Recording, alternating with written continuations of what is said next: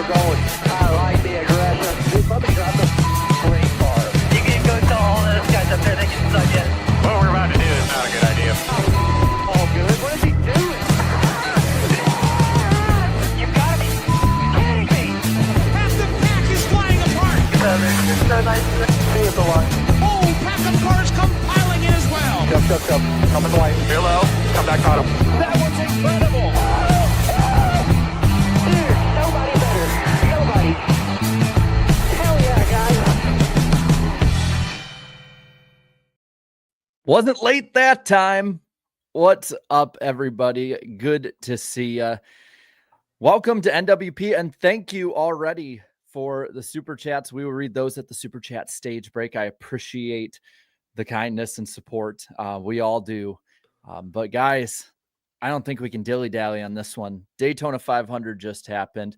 Major penalties, possible return of an OEM, maybe even some rumors of another OEM on top of that. You have all of the other races to talk about. Cletus McFarland is taking over the NASCAR world after one ARCA race. Let's get into it. Daytona 500 time. All right. God, where do we start? That's the other part. The Daytona 500 had so many different things to talk about when it comes to whether it be the package, whether it be the racing itself, whether it be the delays, the wrecking. Lots of wrecking. Yeah, there's a reason that the title of this show tonight is The Great American Wreck. Ryan Preece hates Daytona's backstretch. Well, I mean, I guess, but it gives him great astronaut training because it launches him up every time. Maybe they should pave the air next time to keep his car on the ground. Man, just, you know what? We've been hearing him beg for that domed racetrack. We might as well get there. But, let's start on the positive front here, because I was surprised that I leaned more on the positive side of the NASCAR fan base this week. So let's start with the positive side. William Byron wins his second straight Daytona 500. For everybody saying that the elite drivers of the sport, that the guys that are the big names right now aren't winning, 2 in a row for Big Bill Byron. I can't say that. Danny, what do you think about this time? Unfortunately, I guess for Bowman's sake, not having to beat your boy to the line, having to beat the 45 instead. What do you think about Big Bill Byron's second straight Daytona 500 win? Well, definitely no controversy about it this time. Last year he won. It was controversy of, the caution come out, and who was at the line? Who was there when it come out? And then this year, wreck happens, and they learned from Duel 2, don't throw the caution, which Eric Jones got to be punching the air right now at this point. So that's another discussion. Wouldn't Preece be punching the air? Do what? Wouldn't Preece be punching the air? They're both punching the air together in different ways. Okay, so anyways, Eric Jones got to not be happy about that. But I will say I applaud this move. I think that the wreck didn't impact the win. Also, I mean, Reddick never had enough people around to make anything happen off that. So really, Byron was just going to, just keep his foot on the gas and he'll win it. So if it was Talladega, maybe he could have tried something, but that is what it is. But I don't know. There's nothing to debate this time with it. So there's that. And hey, the car looks a lot better. Noah Sweet did a heck of a job with the car this year. It looks amazing. Rather than that weird plain white car from last year with just a few red flames on it. This car actually has character this year, and it's going to look great there in Daytona, USA, in the museum whenever people go check it out now. Yeah, I completely endorse what you just said about the paint scheme. Looked super cool, super sharp. And I'm with you. There was no controversy around Byron winning. Obviously, he was out front when they all wrecked, and he held the lead all the way to the line despite the caution not being thrown. William Byron now has 4 super speedway wins in the next gen car. The next most anyone has is 2. Now, there's some asterisks there. I mean, he was 7th place when everybody in front of him wrecked here, and I think one of his Atlanta wins was rain shortened. So, I'm not going to sit here and say he's dominated these races. In fact, that's kind of been the story with Byron, is he's winning these super speedway races. Chevy is winning a lot of these super speedway races, but it's Ford who's dominating. It's Austin Cindric leading the most laps. Once again, it's Joey Logano dominating the early stages, but mechanical issues sending him to the back and then tangling with Ricky Stenhouse. Like, once again, it's William Byron being in the right place, right time. I know there's been a lot of talk this week about luck versus skill. It's undeniable that there is a greater element of luck at super speedways. And I would say there's been an even greater luck element in recent years at super speedways, but it's not all luck. Even I, who admittedly said did not really love the way this race played out, am not a fan of how Daytona 500s have devolved in recent years. Even I can admit it's not 100% luck that gets William Byron to victory lane back-to-back years. Right place, right time, sure, but he did run a good race up to that point. You have to still be in the mix to have a shot at it. And like you said, Danny, there's no controversy around the winner itself. Clearly, based on what happened on the last lap, William Byron this year, the obvious winner. Congratulations to him. That's cool. I'll say with the Byron front, I think one thing I think about the Daytona 500 compared to a lot of stuff in NASCAR, and I've seen a lot of people have had this debate and talk about it, and we'll probably kind of get into it as well, on top of talking about the cars and the package and the racing and all of that. But a lot of people are saying, like, is the Daytona 500 not as prestigious anymore? Is there, X, Y, and Z that's weighing it down and things like that? But I would argue at this point still, depending on which way you look at it, I still think the Daytona 500 holds a lot of weight. And because of that, I think that William Byron winning 2 in a row and being in pretty elite category doing it, regardless of how he did it, this is huge for his career. Now, on the somebody needs to change a muffler out there. Sounds like a plane taking off. We didn't hear it. I'm glad. It sounded like the biggest car wet fart ever. There it goes again. But as for They're doing laps in the roundabout out there, they've been since there's ice and stuff, they've been having trucks go through and almost do little slides and stuff. It's really annoying, but interesting at the same time. Anyway, I'm off topic. When it comes to the luck side of things, I get people being upset with it, especially drivers. But and maybe this is unpopular, maybe it is popular, depending on how we look at the poll tonight. Honestly, I really didn't think this race was as bad as a lot of people are saying. I think it was everything surrounding it per se. I honestly, I don't think it's maybe better than the 23 summer Daytona race, but I think it's the best Daytona 500 they've had since this car. Now, I don't think that it means the car has no changes that need to be done.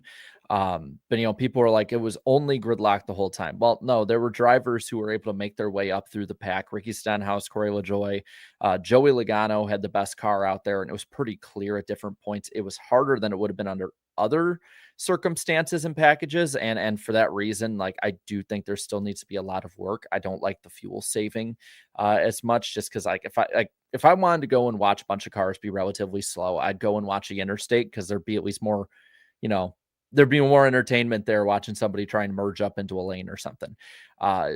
I did not like that. And it was, I think it was pretty evident when the phantom debris cautions reared their heads again, that NASCAR was pretty sick of it too. And they're like, fuel window. Oh no, a lap later, there's debris. And I will say, from a few people I know that were there, at least one of those cautions, there was debris, and Fox didn't show it. I think the first one there might have been, because I want to say Zane Smith pulled off track at the same time as that caution. The second one with 40 to go, that one was sus. Yeah, very sus.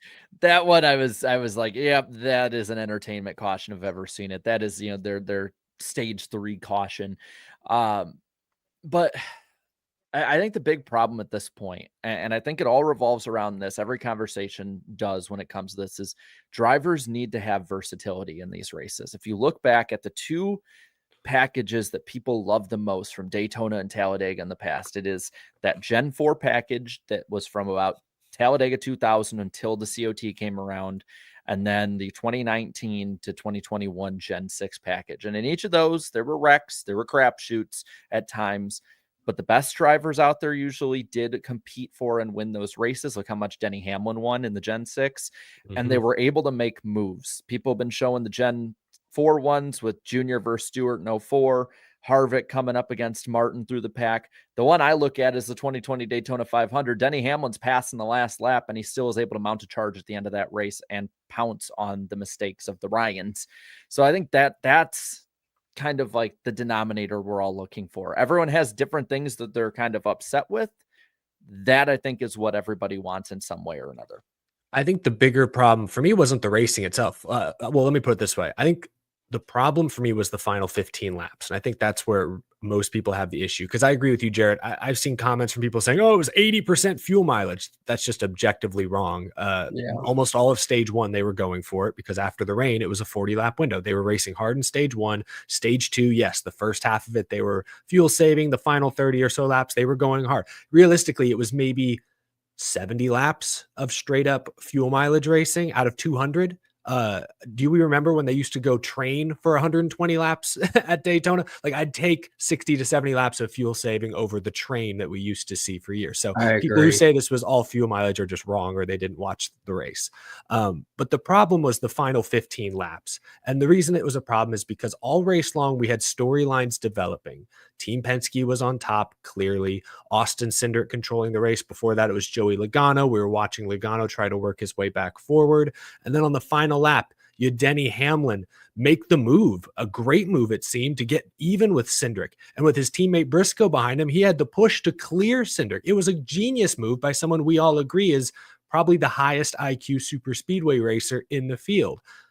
But that all went for nothing because a borderline rookie who hadn't sniffed the lead all day merged down the track like he wasn't three wide top and caused a giant pileup. I think that's the frustration people have with Daytona nowadays, is because you can spend 3 hours building these storylines, building these narratives, and one bad move from an inexperienced driver on the final lap throws all of that out the window. And it doesn't happen, every 4 or 5 races.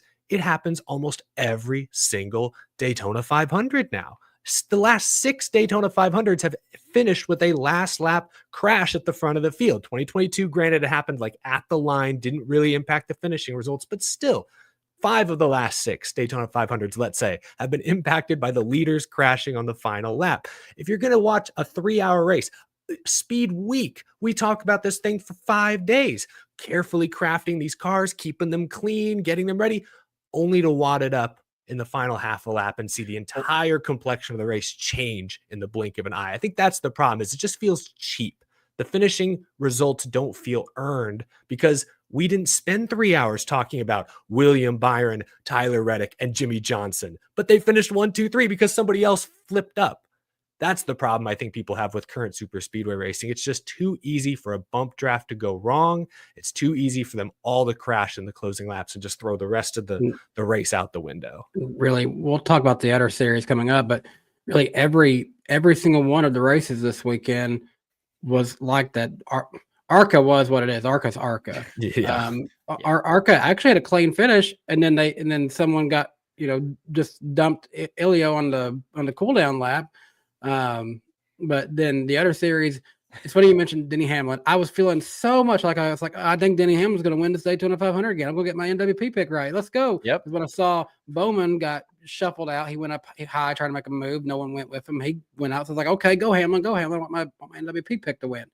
And I watched Hamlin. I watched Zilich.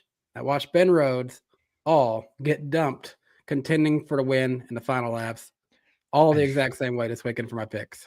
I mean, if you think about it, under racing conditions, not under the cool down lap, because then that takes it out of it. If you think about it, ARCA had the cleanest finish this weekend.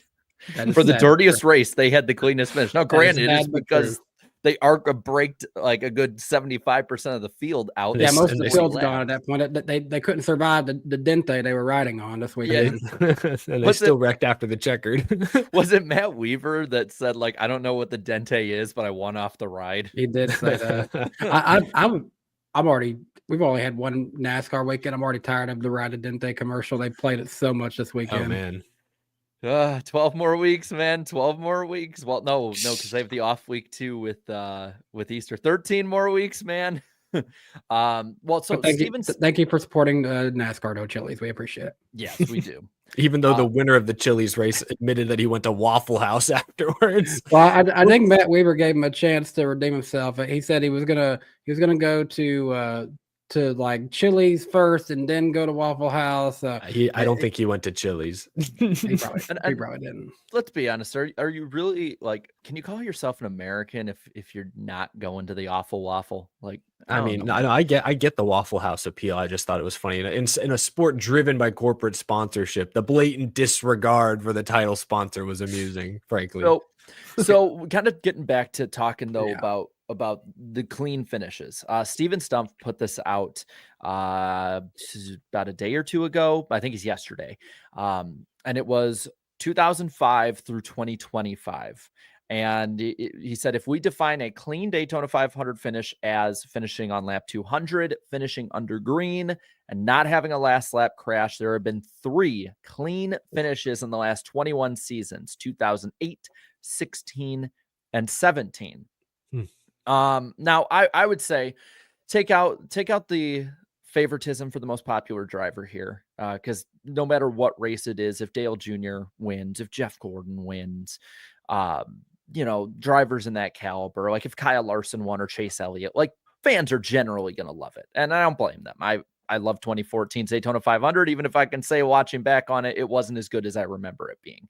So kind of looking back at those races, like which ones, for good reasons, looking at 2020 on the exclusion on this one, like which ones really are the ones we look back on as like the big moments, the big finishes, the grand ones that are going to be put in our commercials. I'd argue the Kurt Busch one in 2017, even though it was kind of a fuel mileage race at the end. 2016 for sure with the side-by-side finish. I guess 2012 for the circumstances of it all and like on back. But I would say like since the Gen 6 came in, there really haven't been that many major moments. And I think that's what like fans aren't vocalizing, but they're definitely like, I think that's what they're going towards on this. Cause I mean, it's insane looking at this chart. And since 2020, overtime finishes, 4 of 6, green flag finishes, 2 of 6. Of course, all 6 had a last lap wreck. Like, I don't blame fans for being, put it in a YouTuber term, burned out on it. Like, I don't blame them at all at this point. Yeah. No, I agree for everything you said. And the tough thing about talking about Daytona is what do you do to change it? Like with short tracks, we talk about the tires, we talk about, shifting. There are things that, while maybe difficult, we can obviously change that would obviously make the racing closer to what we want. But at Daytona, they say, okay, take drag out of the car. If you do that, you probably got to lower the horsepower. How is that going to affect things? Like I don't think there's an obvious fix. There's things we can try, expensive things probably that can be tried, but there's no obvious, if we do this, this will get better that I see. But again, I obviously don't drive these cars. So that's the tough thing. I'm with you. I think fans are just kind of the Daytona 500 it plays with your emotions and it does that every year. And I think fans after a while are just getting tired of getting played with. That's kind of how it feels. And yeah, I think we let it go more so on like, spring Talladega or, the summer Daytona race, because those aren't the Daytona 500. Those are just, it's another race. Okay, if we have a random winner or some fluky stuff happen, it is what it is. We'll go get them next week. That's, Darlington is next week, whatever. But because this is the Daytona 500 and we hype it up all off season, I think that's where the burnout really sets in, is it just the biggest race hasn't given us a feel good send off finish in a while, frankly. And that's where it gets frustrating, I think, for a lot of people. And I thought it was a halfway decent race. I did too. I thought it was a good race until the final 15 laps. and like that buildup from the last restart until like 45 to go or so, or 15 to go or so, I should say, before all the crashes. Like I genuinely really loved that buildup. Like it felt like we were building up. There were guys coming up through the pack. There were guys that were working together. The lines were starting to form and you could see some of the better guys. Like, and again, it was like the murderer's row up there of LaJoie, Stenhouse, and Logano. But it's like until that moment, and we'll get to that in a sec here. Like before that moment, like I felt like, oh my God, like we might build up and actually have like one of those really good kind of special Daytona finishes. And then of course all hell broke loose. Now I think there's a few things to talk about here. It's 2 big problems I think people have that they are in the control that NASCAR can fix up. And it's the racing itself for the majority of it. and it's the fuel saving. Like those are the two things NASCAR can address. The wrecking and bad blocks, that's up to the drivers. Like, and I think Denny Hamlin hit the nail on the head with that. I want to put something out for the fuel saving part. And I think I might have said it last week, but I'll say it again because I think it works. Is maybe you just make them have a smaller fuel cell. You know, instead of them being able to go 40 to 45 laps, they're going 28 to 30 laps. NASCAR did that back in, I believe, 2006 and 7 to break up the pack. They didn't like how big the pack was and the wrecks being caused from that. Drivers voiced how much they didn't like that. And to a degree, it did that. Now, at the time, those cars were able to come back together. But do you really want to save fuel a bunch and fall way off the pack if you're in like a second pack and you can't make your way back up to them by the end of the stage and kind of get gridlocked? Or are you going to keep going full speed? And especially if it cuts the stage in half, what's the point of saving gas at that point? Like you might do it a little bit, but you're not going to do it the entire 30 lap run before, especially in 60 lap stages or 65. Like that's an idea I have. The aero side, the drivers have been vocal about that so far, and so the fans have. But it could be a good option. It could work, and it might not affect the racing too much. Yeah, I don't know how easy that is to adjust on the next gen car in particular, but yeah, that could be a big thing for sure, is trying to reduce the amount of fuel saving that happens in the stages, whether that's through stage lengths, which may be more difficult, or like you said, somehow limiting the size of the fuel cell. Something they could absolutely play with, but I just don't know how exact that science is. And I even, in the past, when they've done this fuel saving, I've said that I don't even mind it because it's one of the few things that super speedways drivers can control. Like, yeah, okay, if I have to watch 30 laps of fuel saving for 30 laps of go hard action, I don't know, I'm okay with that trade-off because, again, I remember what it used to be. It used to be 60, 70, 80 lap green flag runs of single file, and that was brutal. You go take a bathroom break, go have lunch in the other room, like just ignore the TV for an hour and a half. I don't feel like I can do that anymore because at least when they're saving fuel, I like to watch, okay, who's fifth in line? Who's saving those? Before that caution with 40 lap to go, the suspicious debris caution, I think I even tweeted at some point that like, hey, you know, Logano, I think it was like, maybe it wasn't Logano, maybe it was Blaney and Cindric. I was like, the Penske guys are like insisting on leading this line. You know, if they have to take more fuel, they're going to be, 20th in the final run like that. That's going to be really interesting to see if they can come from 20th to first, because the rate they're going, they're not saving much fuel. And like that could have been a storyline that obviously the caution took away. But that's what I'm saying is like, I don't even hate, maybe I'm in the minority here. I don't even hate the fuel mileage racing because at least it's something they can control.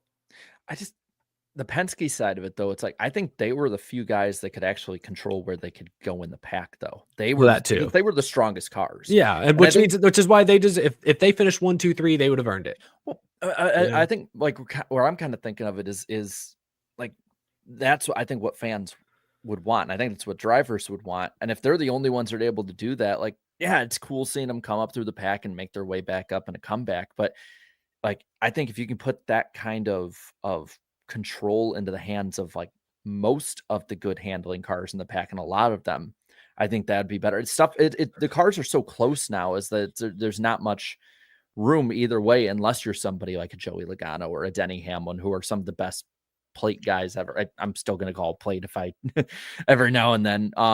Super speedway is too many syllables to always have to say it completely. Well, and it messes with the mic. Super speedway races. Super spaghetti racing. Yep. Yes. Spaghettios. I feel like we kind of talked a lot about this, and I think we can talk about point by point issues now. So I kind of want to race you guys, and I want Danny, you to lead us off on this. The big wreck to kick it off was the one that started with Joey Logano and Ricky Stenhouse. And I'm going to put a poll up in the chat for this one, but who do you kind of put the blame more on, or like, is there an innocent party of those two? Like if you had to give a percentage or a pie chart, whatever it had to be, like where do you kind of lie on that one? I kind of had a little equal blame for both Logano and Stenhouse. They both pushed each other a little too much. They beat me. I was actually about to tweet, I don't trust a lane being led by Corey LaJoie, Ricky Stenhouse, and Joey Logano, and then the wreck happened. So then I tweeted out instead, Joey Logano, Ricky Stenhouse, and Corey LaJoie leading a lane. Something's going to happen with that. I mean, I don't think anyone trusted those three guys leading that late in the race that we weren't going to see something happen. Maybe we hope we get a little bit further than 15 to go. But I don't know. I'm leaning more towards Ricky, but they're both pretty well to blame. I'd probably go, yeah, that's where I go. I go probably 60-40 Stenhouse, because ultimately he threw the over aggressive first block that, was lucky he didn't get turned from that one.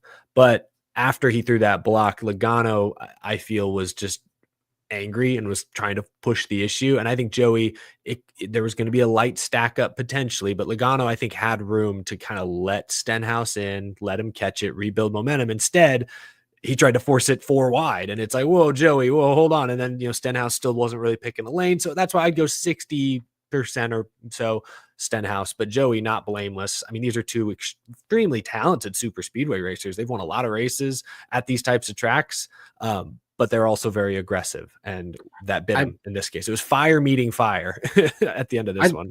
I just hate that Kyle Busch was probably the worst innocent bystander and all that.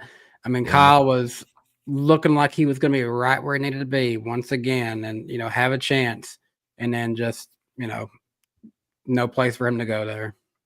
Before I kind of give my percentages of blame here, I don't know if this is a hot take or not, and maybe I'll make a prediction at some point, but I feel like this was, depending on where he goes next, I feel like this was Kyle Busch's last really great chance. Unless the RCR cars, I think in Cup are probably the consistently fastest ones when you look at them beside the Penske cars and the Fords. And I really don't know what team would have an opening that Kyle Busch would have a better car than the 8 car at super speedways. And I don't like saying that. Like with Brad Keselowski, he's going to be in an RFK Ford, he will be up towards the front competing. It's just, those cars are good enough. He's good enough. With Kyle Busch, I don't know. I mean, it could be such a crapshoot. There could be a good big wreck and he's 12th and he wins the race. But I'll kind of reel it back to the Stenhouse Logano thing. I'm actually kind of putting 80% on Ricky here. And the 20% on Logano is simply it was off his bumper. For the Stenhouse part, I think it's twofold on this. The first one is the block. It wasn't a smart block. Joey was there. He was lucky he didn't get his ass turned that first block. The problem for me is Ricky didn't commit. I think AJT in the chat had said the same thing. Stenhouse, if you watch the replay, he's swerving. I mean, he is. Yeah, he didn't pick a lane. Forward. He was floating. And I think on the Logano side, I can at least argue, he was saying, he's I was rolling out of it. It's no, they showed the replay, buddy. You weren't. You don't have to just lie about it. We're all going to see it. But on the Logano side, if he does get out of it a ton, the way that they're all racing up there, he's going to get his ass run over. And then it's probably going to cause the same thing, except a row back. So I don't really put as much on Logano. I know a lot of people in the chat, that's not a popular opinion to have, but I think that was for the most part on Ricky Stenhouse. I think the chat mostly agrees with you looking at the poll. I mean, the majority of the chat is saying both are to blame, which we're all kind of saying is correct. But then between Ricky and Logano, more are saying Ricky. Yeah. So I think the chat overall kind of agrees. In the 60, it's probably 60 to 80% on Ricky is what I think the chat is agreeing. We have stood on the right side of history here, boys. Grover Cleveland as our witness in the chat and everything. I saw him. Hello, President Cleveland. And then okay, so there's that one, and then there's the crash at the end. And I kind of want to raise this question to you guys. Should NASCAR have let it stay green?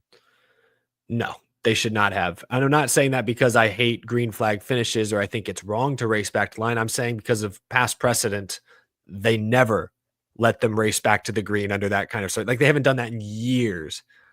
So for them to randomly allow them to race nearly half a lap, probably close to a mile back to the start finish line was wild to me. And all I ask for is consistency. If you're going to quick trigger at the end of the 2023 500, quick trigger at the end of the 2024 500, quick trigger at the end of the dual race the other night, I expect at least a medium trigger at the end of this year's Daytona 500. Where was the consistency? I'm glad it didn't impact the winner. Ultimately, Byron led the whole way, but it impacted the rest of the top 10. And now I don't know next race what the right thing is to call is. I don't know what they're going to do. I know. We might see at Atlanta the same Riley Herb save where he goes down and saves it, and then they throw the caution. And that was a hell of a save. Yeah, that was a good save. And not throwing it for Herbst was the right call. That was the right call because we've seen them in the past. One person spins out of line. They often hold the whistle. I say this was the right call, but I think that's what it should have been a lot of other times too. I think that was how it should be. If how it should have been handled a lot of other times. But like Eric was saying, it makes no sense. Why did you not do that at the dual race? I mean, they were literally going to the line. I don't get that. Yeah. Like there's some that are cut and dry. Like the dual race, they should have kept it green. Like it was not going to make a difference. They were going to wreck closer to the trucks anyway, so you might as well have just left it green and then ended it there. The Xfinity race was a crash at the line right after the white. You have to throw the caution for that. Like those are the cut and dry ones. Like I saw people after the Xfinity race complaining, and I'm like, that's just plain dumb. But on this one, I do kind of agree with Danny in the sense that like it probably, especially if it's like on the half of the track towards the finish line, if it's not someone blowing up in a ball of flames like in 2021, I would like them to stay green. Unfortunately, though, they are completely inconsistent. I have not listened to the Hauler Talk podcast, but I would assume they gave some kind of reasoning for that. I can summarize it if you want, because it was go for it made sense, but he also just stated one or two things that are just objectively false. So it was Juzon Hamilton, who's been the sort of the David Hoots for the last few years now. He is the race director for the Cup Series. And he explained that the reason they let it go, first off, he actually said we messed up in the dual race. We should have let that one go the extra couple seconds, let him finish. He admitted that. But then he said for the Cup, for the 500, he said they let it go because it was just after a restart, so the field was all bunched up. He said there weren't any stragglers way back in the back, which is false. There were several cars, including Riley Herbst, who were way behind the pack coming in a lot later, so he was wrong about that. But okay, field is mostly condensed, so by the time the wreck's happening, his idea was most people are already through it, so let's try to let him race back to the line because we don't want to get in the way of the call. He also said that because they were past turn 2, that's where there's an opening for safety vehicles. He said they actually were sending safety trucks onto the track before the caution was out, which to me was like, oh, okay, good. I'm glad that's a fast response. But then I'm like, wait, you're sending pedestrians in a safety vehicle out to a hot green flag track? I get that there's probably no stragglers back there at that point coming through at full speed, but like the track is green and you got a guy in a pickup truck out there. Like, I don't know if I like that admission either, frankly. So his explanation made sense. I still think they made the wrong call. I still think it was not the right decision. But if now going forward, we want to decide that, hey, if they wreck in turns 3 and 4, we're going to let them race back to the line. If you're willing to take that safety risk, okay, just be consistent. We can have the safety conversation, but as far as the consistency conversation, they've lost that. Yeah, I feel like this was a call made, and they can say otherwise on it. I don't expect them ever to admit this. I believe this is a call made because of the reaction that was made on social media. This is a social media reaction. And they realized they created a meme with Eric Jones by making that mistake. Yeah. And there you go. I mean, we got memes. That's perfect. But I'll kind of bring to that too is, Denny Hamlin, there was stuff I disagreed with Denny Hamlin on. Like, I think he like the fact of the racing itself, he was saying is like damaging the sport. Like, I don't really think it's that terrible. I've seen this, like super speedway racing goes through cycles. And I'll repeatedly say this, it goes through cycles of good and bad. And it takes about a decade in any generation of car to get it to where it's at, whether it's Gen 4, whether it be, Gen 6. COT was pretty good in the pack before the tandems, and then nature got interrupted instead of taking its course from there. But when it comes to what he said, though, about, he's talked about legitimacy, and I can tell he's a slap shoes fan because he kept talking about the dam of legitimacy over and over again. And he probably watched that video more times than he wants to. Oh, yeah, he's probably studied that thing to add bullet points added to all of his points. But I think my point of it, too, is if you're governing based on the Twitter reaction, like that is a huge blow to it. I don't care what you say. Like that's what it looks like right now. And I mean, all three of us kind of agreed, like, yeah, the reaction is probably why. So if you're governing differently and the rules are willy-nilly depending on what time, and I don't think it's because a Hendrick car is out front. So I want to shut that down. Like, no, it's not that. If anything, they throw a caution if a Hendrick car's out front based on like a lot of the tinfoil hat crowd, which I've been a part of before, but I don't think that was at all any of this. If they're changing it for that, if you're having the biggest race be decided because of the Twitter reaction on Thursday before it, like that's a huge problem too. And yeah, they just need to have a stronger backbone. They need to be more sure of themselves and just make the consistent call. Instead, it just feels like they're constantly trying to gauge the temperature of the room. And I just think if you keep doing that, you're going to keep making different inconsistent calls and nobody's going to be happy. Like just you have a rule, do it the same way every time and people will get over it. Strangely enough, I don't know if it's just me, I kind of feel better about NASCAR reacting to online reactions as opposed to just going off of the more or less rigged fan council perspective of things.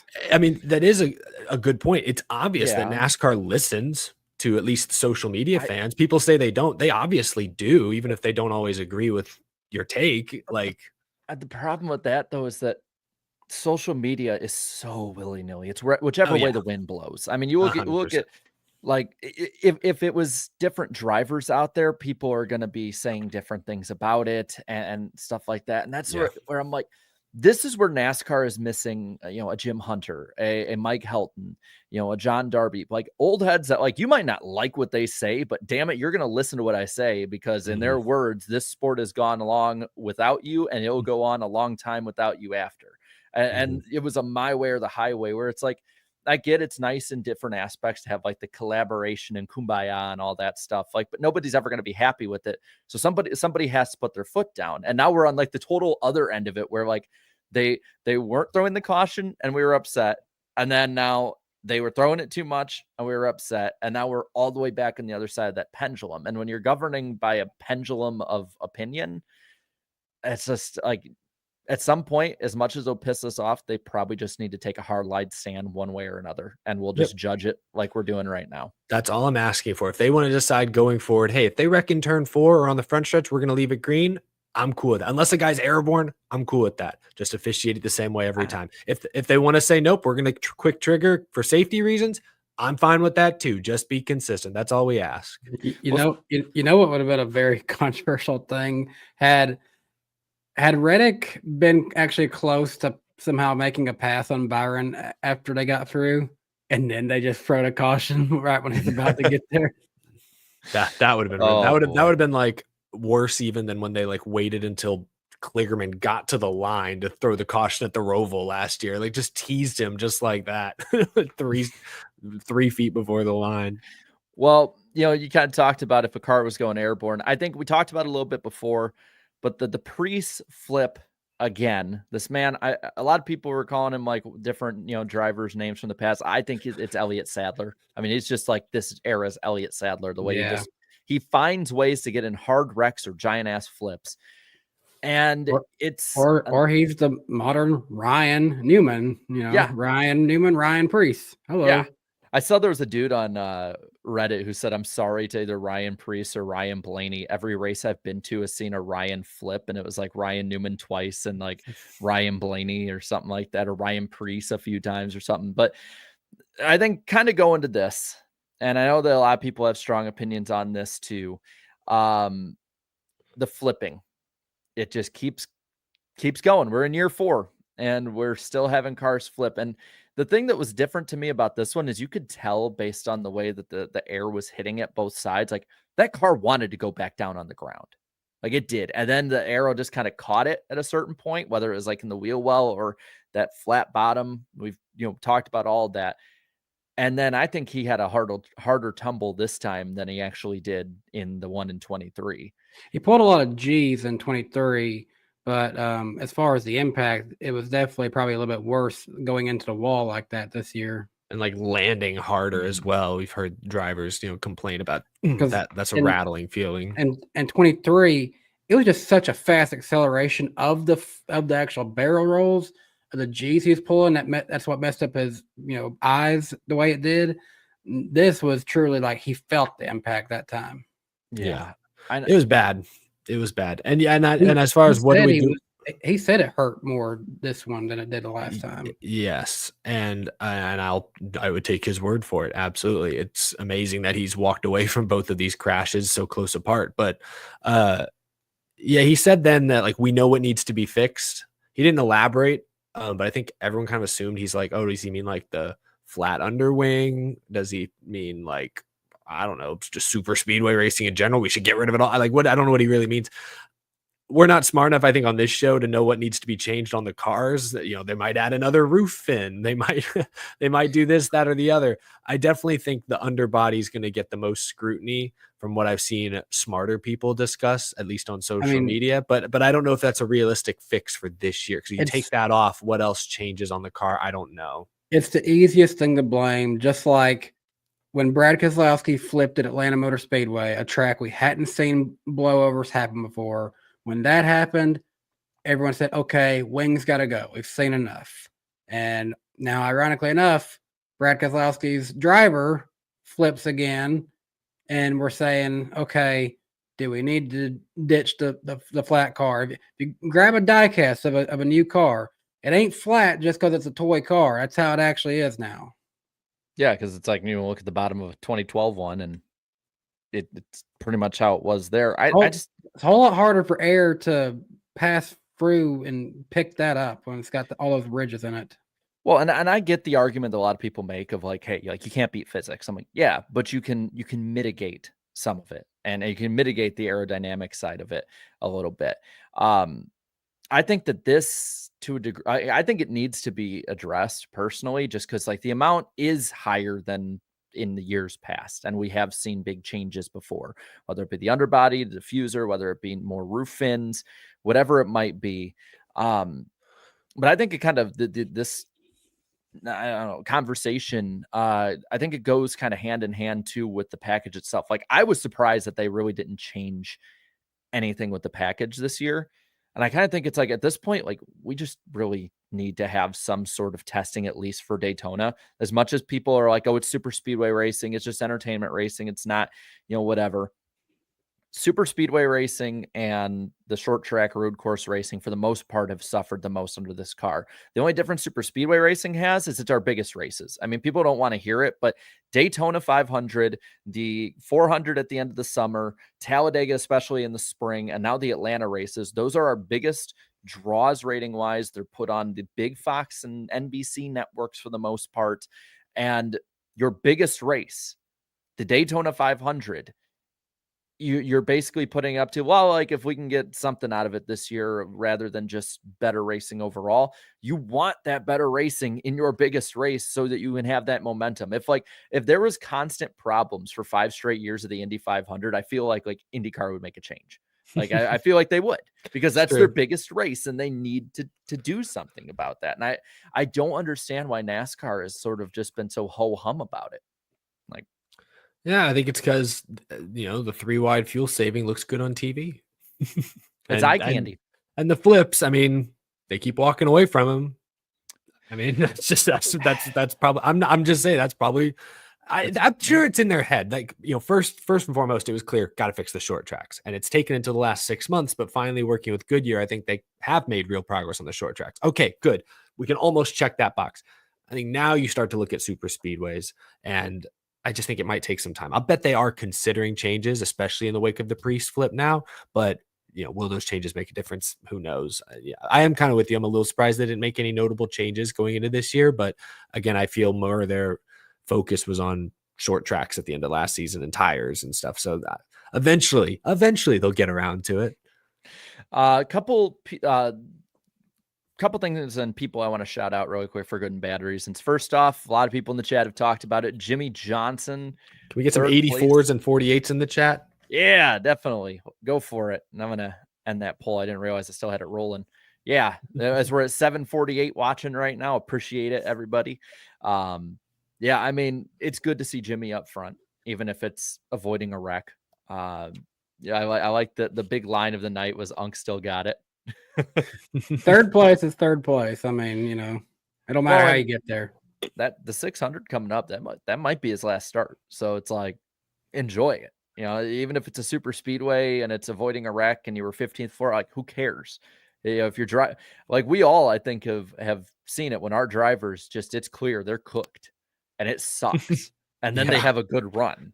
What was your moment? So I know my moment when I realized Matt Kenseth was done for. When was you guys' Dale Jr. moment? I have one in particular, and Okay. it's not the concussions. Because I was still a little delusional even after 2016. Because Junior, remember, he had that career comeback. Mine was, and it sounds crazy, but it was the duel in 2017 where there was a very easy block he could have put on Denny Hamlin, and he got schooled at Daytona. And I'm like, Dale Jr. is getting schooled at Daytona. It's the beginning of the end. I mean, Denny Hamlin was pretty good back in that era too, but Dale Jr. was arguably, I would say, him and Joey Logano were the two best head and shoulders above. And like Junior had made that same block the year before, and like he just looked slow in reaction. And I'm like, he's done. This is probably the last year of his contract. He's done. Damn. Mine with Matt Kenseth was the Wednesday Texas race that got rained out 3 days. They finally go back green, and that was the high drag, high downforce package, and dude just lost it running mid pack like 10 laps in and wrecked. And I was like, bro, like you used to own this place. These cars are easier to drive than they've ever been, bruh. That was the moment. And granted, that was at the end of his time in the 42, so he was already near the end. But that was when I finally realized, this has to be his last year.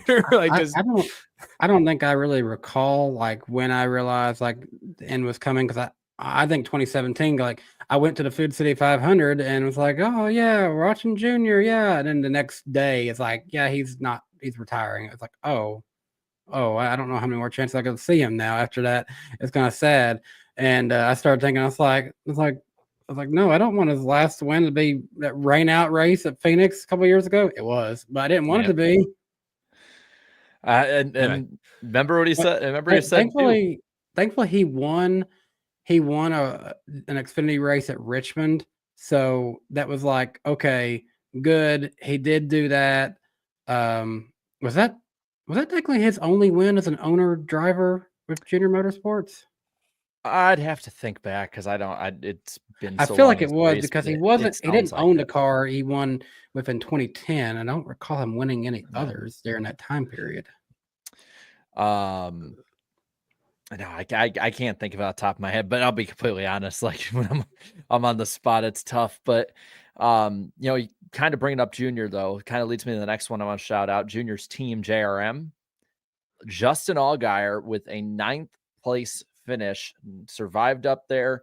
Dale Jr. looked like a little kid basically every step of the way this whole weekend. It was actually really cool to see how excited he was. Like, we're going to see them back. I don't know if they'll bring the 40 car every time, because the 40 was kind of a play on the sponsor, but we're going to see them back again. I will say Dale Jr. and all of them, I felt were trying to hide their true angst and excitement through Wednesday. Like obviously they were smiling, shaking hands, big crowd of people, excited to be there. Oh, let's do this, pat on the back.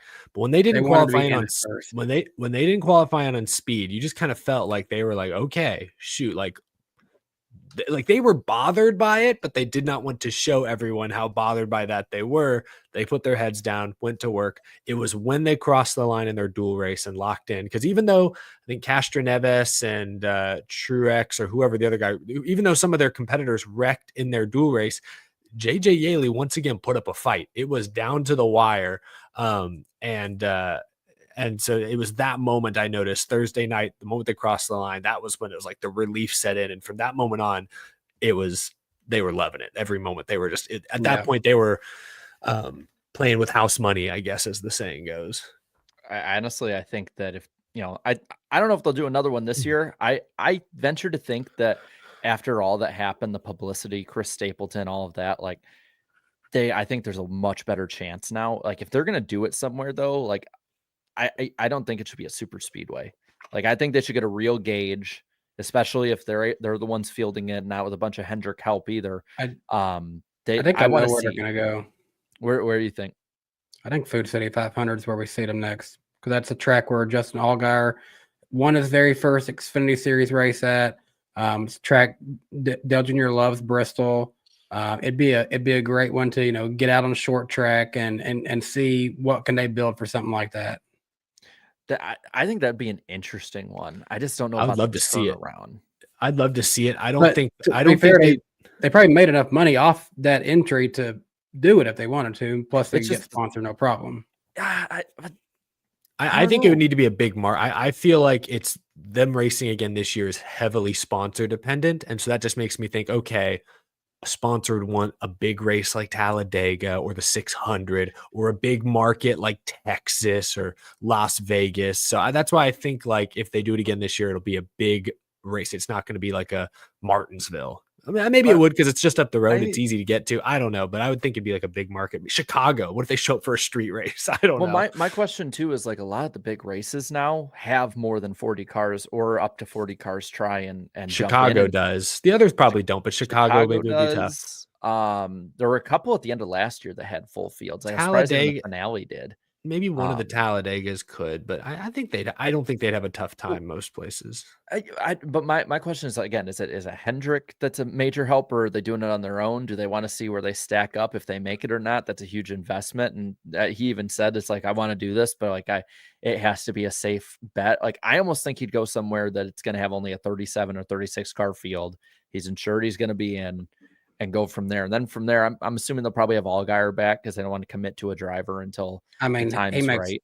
He makes the most sense. And a lot of their sponsors, now that Dale Jr. isn't getting behind the wheel in Xfinity Series that we know of, a guy like Allgaier running a cup race might sound incentivizing for Hellmans to want to pay a little bit more money and hop on that, since they would usually pay a little bit for a Dale Jr. race. Maybe instead hopping on a cup car might be a better incentive for them. A lot of people in the chat had brought up Darlington. They could do a fun throwback thing. They could do a fun throwback scheme maybe if they want to do the spring race. Well, and even if they do the Southern 500, because Dale Jr. is a big history buff. He's not. You could still do You could still do a throwback in that one too. Yeah. Yeah. You could just do like, if it is Hellmans, just do like one of the classic early days of junior motorsports games. That'd be a good enough throwback. Like, I think I've been like this, and I think we've all kind of gotten to this point the whole way about JRM to Cup, where we're just, it's kind of like the OEM talk we'll have later in the episode and some of the other talk where it's just like, I'll believe it when I see it. Like, show me something to make me believe. And it's like, I think this actually did. The reactions, the hype for it. I mean, we'll talk about the ratings in a moment. The duels were very heavily watched. I think that was partially due to Helio, but at the same time, I'll shout him out in a moment. He had a nightmare of Speed Week.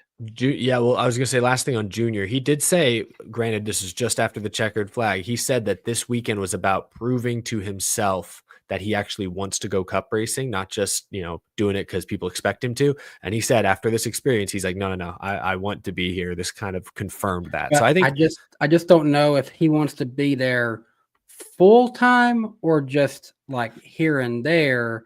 It sounds like if the right business partner came along, he'd probably want to do it full time. So that's the vibe I got on his show. A lot more has to be there for him because the big thing is getting that charter, and we don't know what that's going to look like over the next few years either.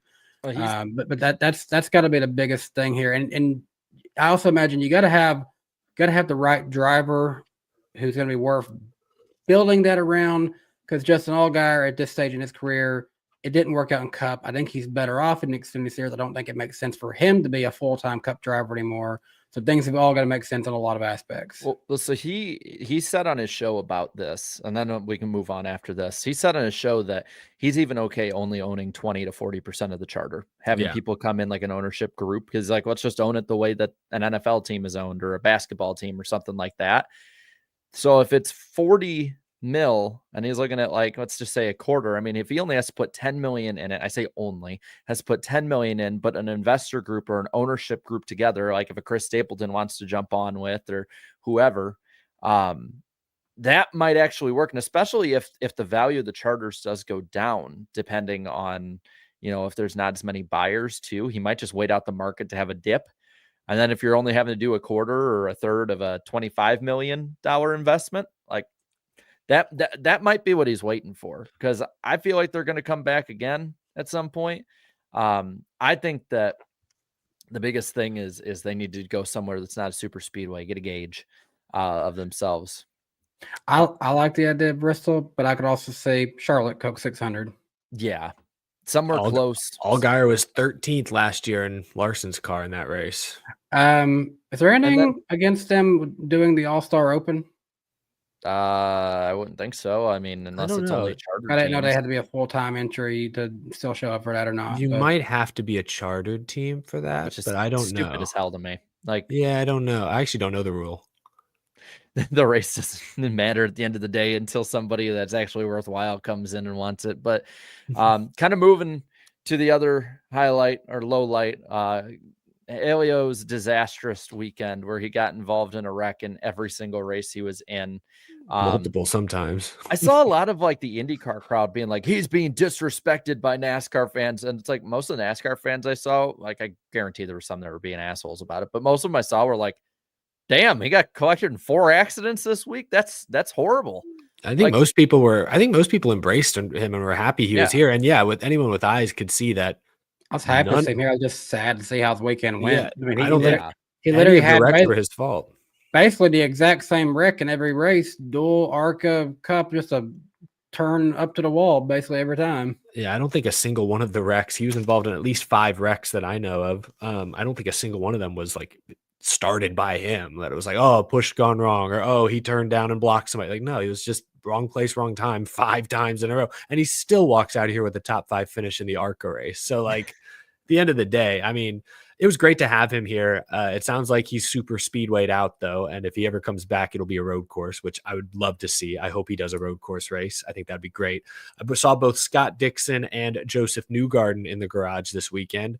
Newgarden was there kind of with Logano, Pennzoil partnership. I don't know. I wouldn't read much into that. Fox too. Yeah, but Front Stretch got a quote from Dixon saying that he's talked to Jimmy Johnson about potentially doing something in NASCAR one day. So you never know. Next OEP in the next couple of years could be a Scott Dixon. You never know. I'd love that. I'd love to see either of them race at some point, especially like Newgarden maybe does a race like if he did like the Roval or something, be after the IndyCar season's over, because that ends like right the first week of September now, and you know, no obligations, anything like that. Like Penske, they'd be able to have a one part-time team, right? And if not, they could probably have some Ford team have a satellite too. Like I'd like that. But yeah, I'd love to see Scott Dixon in. Like I saw that, my ears perked up. I'm like, hell yeah, like I'm cool. Bring everybody in. I think that kind of like a lot of the drivers saying, because I know Truex especially was pretty miffed about the like the OEP is like, as long as we just don't give a bunch more like special treatment to people coming in that are newbies. And then like the part I can't wait for is next year when like 3 people apply for the OEP and NASCAR has to choose which one gets it. Yeah, that'll be awkward. I don't know why they wrote the rule out that way. Oh. Youngest one. Race. He's good to go. Little TV talk before we get to the ratings. Fox Sports made, I think, one of the best decisions they've made in the last 15 years with NASCAR coverage. Yes, I'm glad we're giving them credit for this, because we do tear down Fox quite a bit, deservedly so, I might add. But this is an objectively good thing we've been asking them to do, and they did it. So go on, yeah. Okay, so 35 of the 53 minutes of commercials were side by side in 25, compared to last year, 11 of the 57. So we had 4 minutes less of commercials, which I'm sure we all noticed. And on top of that, all of the green flag commercials were side by side. Yeah, that's huge. Could it be executed better? Yes, but I'll take the improvement. We still knew what was happening. Yeah, it's not like I did see on Twitter, because I only, I was at the race. I saw some of the broadcast in the media center, but I was mostly not watching it. But I did see on Twitter a lot of people saying, oh, there's too many commercials. So maybe to make up for some of that, some of the lack of full screen, maybe they did inject a few too many side by sides. But the point is, if you can still see the race even in the small box, are you really missing anything if you can't hear Clint Boyer's commentary? I'm just being honest. Like, I mean, you can still see the race. That's what we've been asking for. And my theory all along is, if you keep showing the race, better chance the audience stays in their seats to actually watch the commercial too. Because if you just go full screen commercial, I'm out the room, going to pee, getting a drink, I'm missing the whole thing. But if I'm there still with the race I can watch, I'll see the Liberty Mutual ad. I'll just see it. It's right there. It's my peripheral vision. It's in my side by side. So I'm thrilled Fox did this, and I hope it sounds like it's maybe going to be a super speedway thing primarily, kind of like how NBC did it last year. But I'm glad Fox is willing to try it. That's what we've been asking for. They said it'd be all big Fox races. So okay, which super is speedways and Coda. Okay, yeah, nice.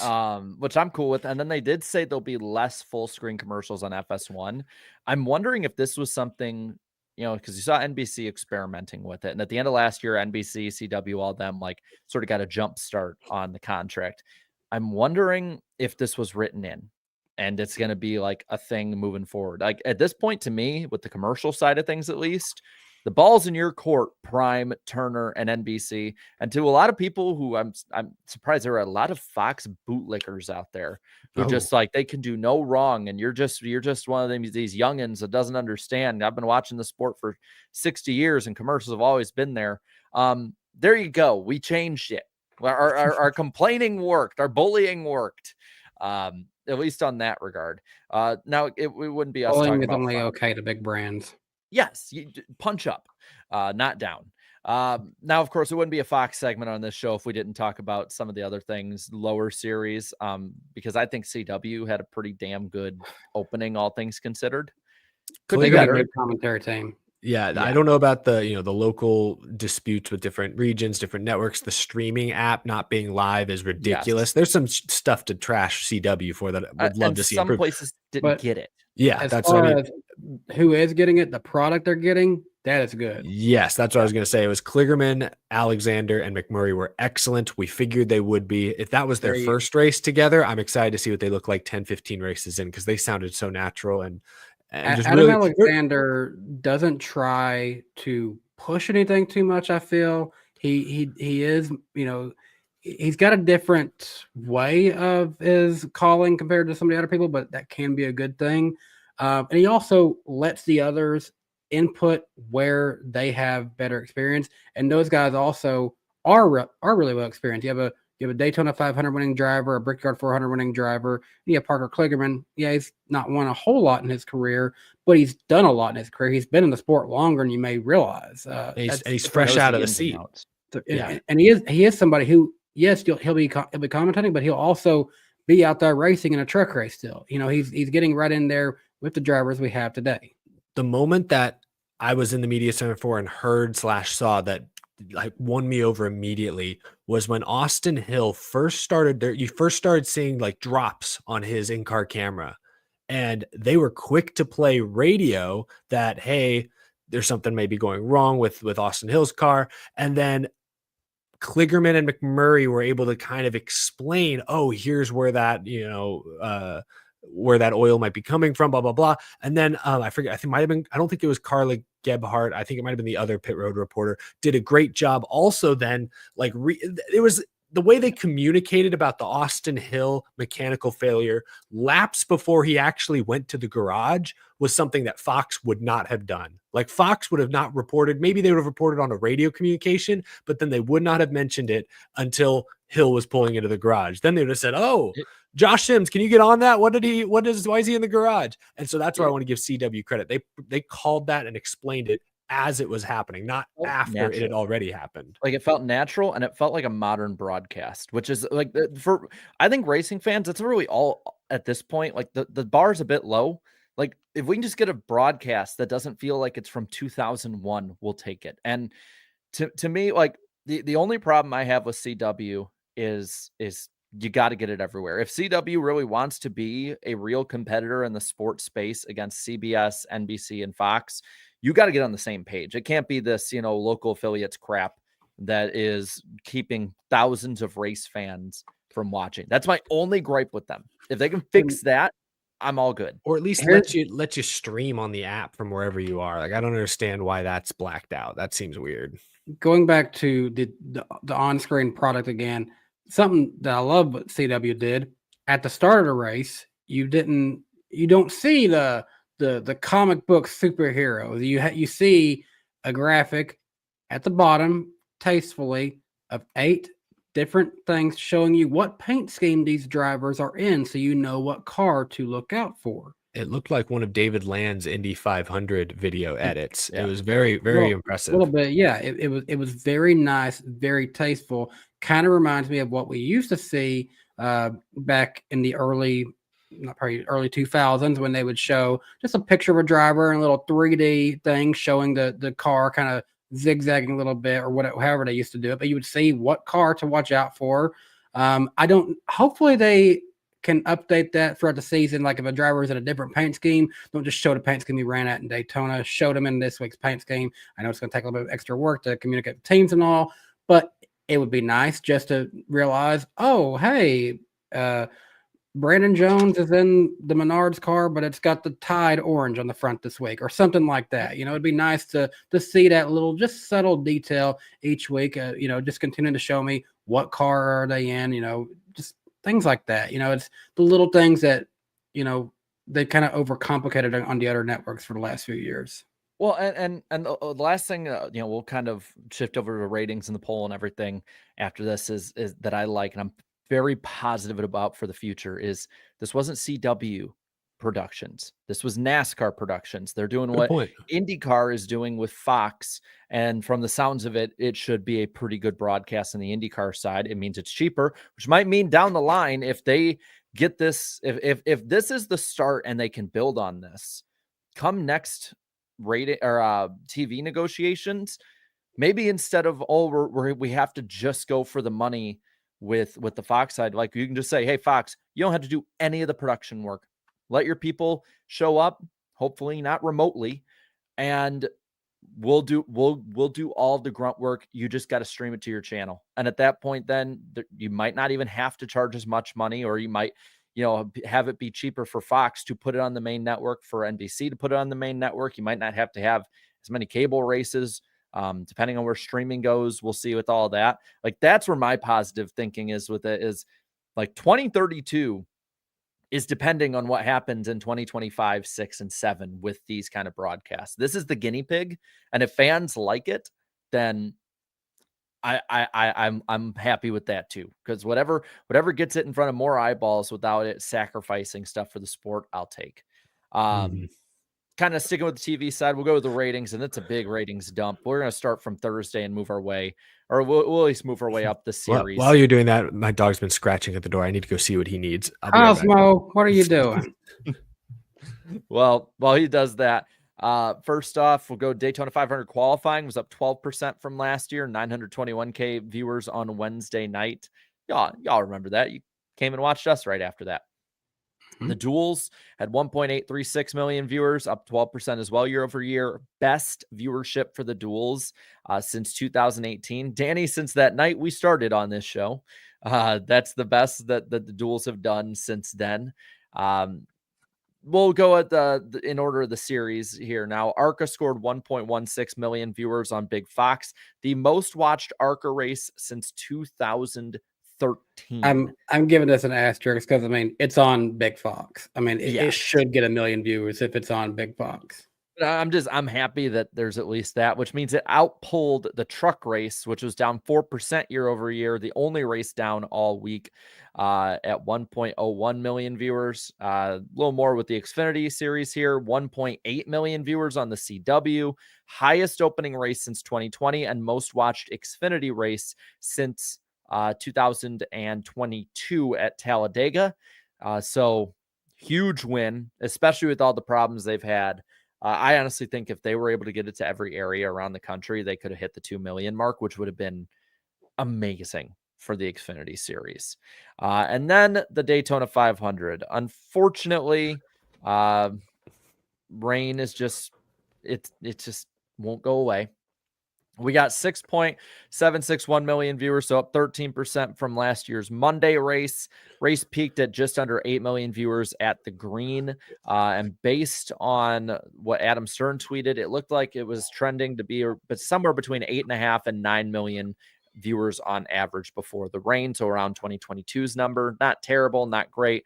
But overall, a pretty positive speed weeks when it comes to how many people came and just enjoyed the racing and was watching. Not to get too much into this, but like it or not, the president being at the race, it's going to get a lot of eyes on it a little bit. So that, and then you add in all the storylines too. The green flag always bringing a lot of people. Can we get a damn race in once? Like just like we've 2 of the last 6. That's it. Side note, we haven't really even talked about much. Eric, you were there this weekend. What was the vibe like in person? Did you see Air Force One fly in? Yeah, I saw Air Force One fly in. Saw the president get out onto pit road and shake hands with Petty, Childress, Biffle, few of the drivers. I noticed drivers who weren't in Cup in 2020, Gregson, Briscoe, Zane Smith, were the ones to go up and say hi. Because if you didn't get a chance to see him in 2020, I guess it was like, all right, well, if you're interested, now's your chance. If you were anywhere nearby, he'd be like, look at that man. He's as tall as my son, Baron. He's huge. Yeah, it was cool. It was definitely, the tighter security was no joke. Although I say that I got in at 7:30 and obviously was able to go through the garage. I saw they had a lot of Secret Service, K9, there's a lot more security there, but I was able to get in pretty quick. I know for people outside the track, it took a couple hours in some cases to get through that line. So they weren't kidding when they said get there early. But the vibe all weekend was very positive and the weather was pretty good until 10 laps into the main race, which is typical. So it was good stuff. Yeah. It was good. It was a good time. Good time at Daytona. Beautiful facility. I love going to Daytona, even when the racing lets me down. I love going to the racetrack because it's just such a great atmosphere. Well, I think it's poll time. What do you think? Poll? Yeah. Poll. Let's do it. All right. We got just under 14,000 votes this week. 41% of you said it was a great race. And 41% as well said good. So 82% net positive. Pretty low for the 500, but still pretty positive, all things considered. And I'm just realizing the numbers don't add up. Thanks, YouTube, for giving me 101%, I believe, because 14% said it was average and 5% said it was negative. As for the first comment, it comes from the birthday boy today, Spencer Purcell. Happy birthday, Spencer. Happy birthday. Happy birthday. And he says, if I had a nickel for every time Priest flipped a Daytona, I'd have 2 nickels, which isn't a lot, but it's weird it happened twice. It's unfortunate. Those are some unlucky nickels. Yes. Is it when you find a penny on the ground, which is it like if it's heads up, that means it's actually bad luck if you take it? Or which? No, heads up's good luck. Tails is give it to a person for good luck. Oh, shoot.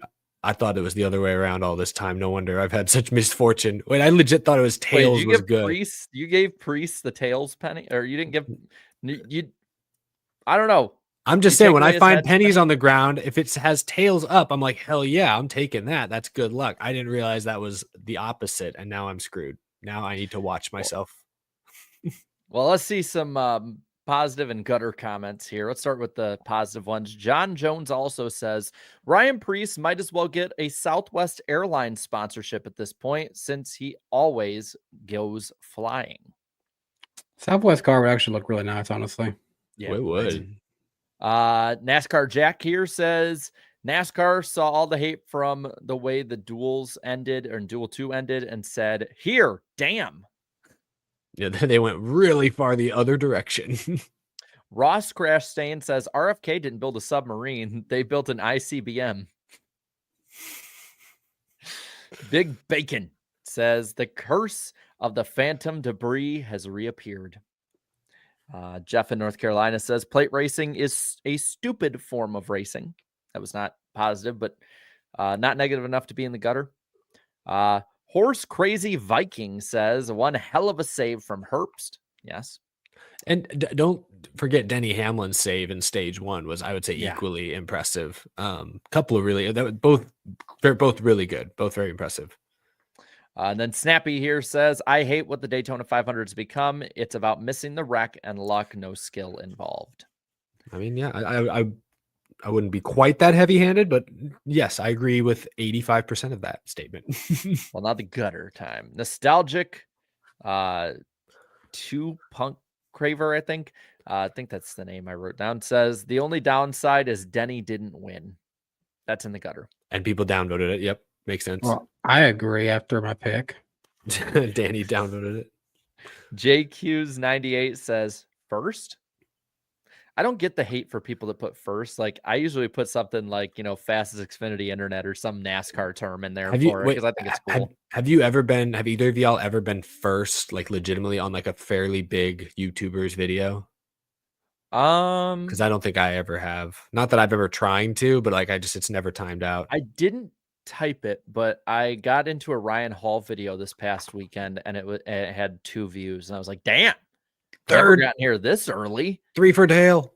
Yeah, do it for Dale. And then H Greenlee 333 says most enjoyable Daytona 500 in years, and that was the most downvoted. That was downvoted. I mean, it was good up until the finish. Hey, actually, just going back to that question, you asked if you ever been in so early. Mhm. I actually was the first person who voted on Jeff Gluck's poll this week. I just happened to see it. I clicked yes. I was like, oh, 100%. It's only me here. Wow, Hey! that's cool. Would you vote? Yes. So for a brief moment, you Stop the count. You got to see 100% poll. Well, That's pretty cool. that is the poll. We can probably roll through really quick the 2 lower series, Xfinity and trucks. We'll start with Xfinity. Jesse Love wins it in overtime, and I'm gonna be honest, this was just an RCR masterclass. It just brings such good cars to these tracks year in, year out. I keep expecting something to change, but nothing does. But I thought it was interesting that like Jesse Love would flirt with the top 5 and so here and there, but it wasn't until after his teammate went off the track that all of a sudden he's controlling this race. It's just weird. It's like all of Austin Hill's powers were drained from his car and were zapped into Jesse Love. So it's just weird. Like they dominated this race, yet I don't know that they really ever worked together. Like No. they were holding off other pairs of teammates, and it made no difference. That's how good those cars were. So I mean, congrats to Jesse Love. It's 2 wins now, both at super speedways. As long as the car will make it the whole way, Austin Hill might agree to that. Then yes, they're going to be fine. Yeah. Well, and so I'll just pose the question: who's going to beat RCR, like head to head, not just like RCR gets going to crash or in trouble? Because for me, I think there's one clear answer, at least from how they performed at Daytona, and I think it's Haas. Haas was the only pair of teammates I think that held a candle. Yep, and even they, Junior Motorsports at least can be strong enough to contend. They have enough cars as long as they don't screw it up. The problem is they have like short track guys like Quapple and road course guys like Zilich, who like this is so out of their element. They're still figuring it out. It might take some time. What happened to Colleague though? They used to be the team in super speedways though. And then Justin Haley graduated, and Chastain graduated, and Allmendinger. I mean, they still won with all guys. Sorry, they still won with Allmendinger and Chastain. Yeah. And it wasn't just one guy. Yeah, but I'm saying they graduate. They're gone now. They're not. They're so. I liked what you said about Haas. Very correct. If Mayer does a better job pushing Creed on like the second to last restart, I think they might have had a shot at controlling the race, but instead Jesse Love pulled away. So they're still learning to work together because those are brand new teammates, new to Ford, but I think they'll develop nicely. How much would it have hurt Sheldon Creed to finish second again instead of third, and also seeing his old ride number 2 win again? Damn, that would It have would hurt. have been like he finished, when he finished second to Austin Hill. It's just he'll get his at some point. You got to think. I mean, there's only so many times that you're on the wrong end of the luck bank that you finally can just cash in. I wanted to be like Daniel Hemrick in his first win, gets him a championship somehow. Oh God, you know how much that would blow up with the difference between now and then with the playoff conversation. It is still wild that happened to Daniel Hemrick, and he has not won ever since then, has he? Nope. Greatest one-hit wonder in NASCAR history. Like No. that trumps like Trevor Bayne winning the Daytona 500 when he did. In a weird way, it kind of does, actually. Yeah. Well, speaking of guys that won and then didn't win, Parker Kligerman in the truck race. That was a great segue. I'm working on it. It's a new Well year. played. I mean, Well played. They still got to experience it. That you can't take that part away, at least. I They think got I the saw. flag.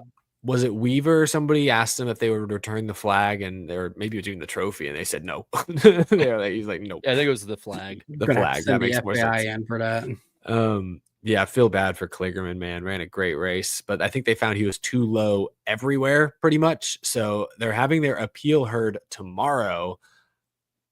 A small team up against NASCAR, I give them less than 10% chance of winning the appeal, but hey, we've all been surprised before. We didn't expect Hendrick to get most of Louvergate overturned the way they did, but they did. So anything's possible, but it felt really bad for him because he even said on the front stretch that this might be the biggest win of his career. He's like partially retired at this point. Like this, that's crushing, man. And it was even worse because Heim comes into the media center and it looked like they just woke him up from a nap. Like he was like happy, but like not happy. He's kind of vibing. His tweet after the race was good though. He just posted that single GIF. It just said, "Give me that."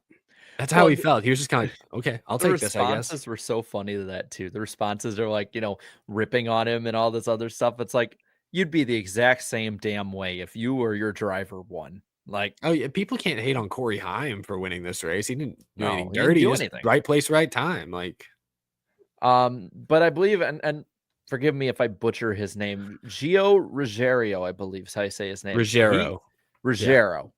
He had like that was like a coming out party to the racing world of like, I'm here, I'm racing up front, and now I have a super speedway following up after such a great run.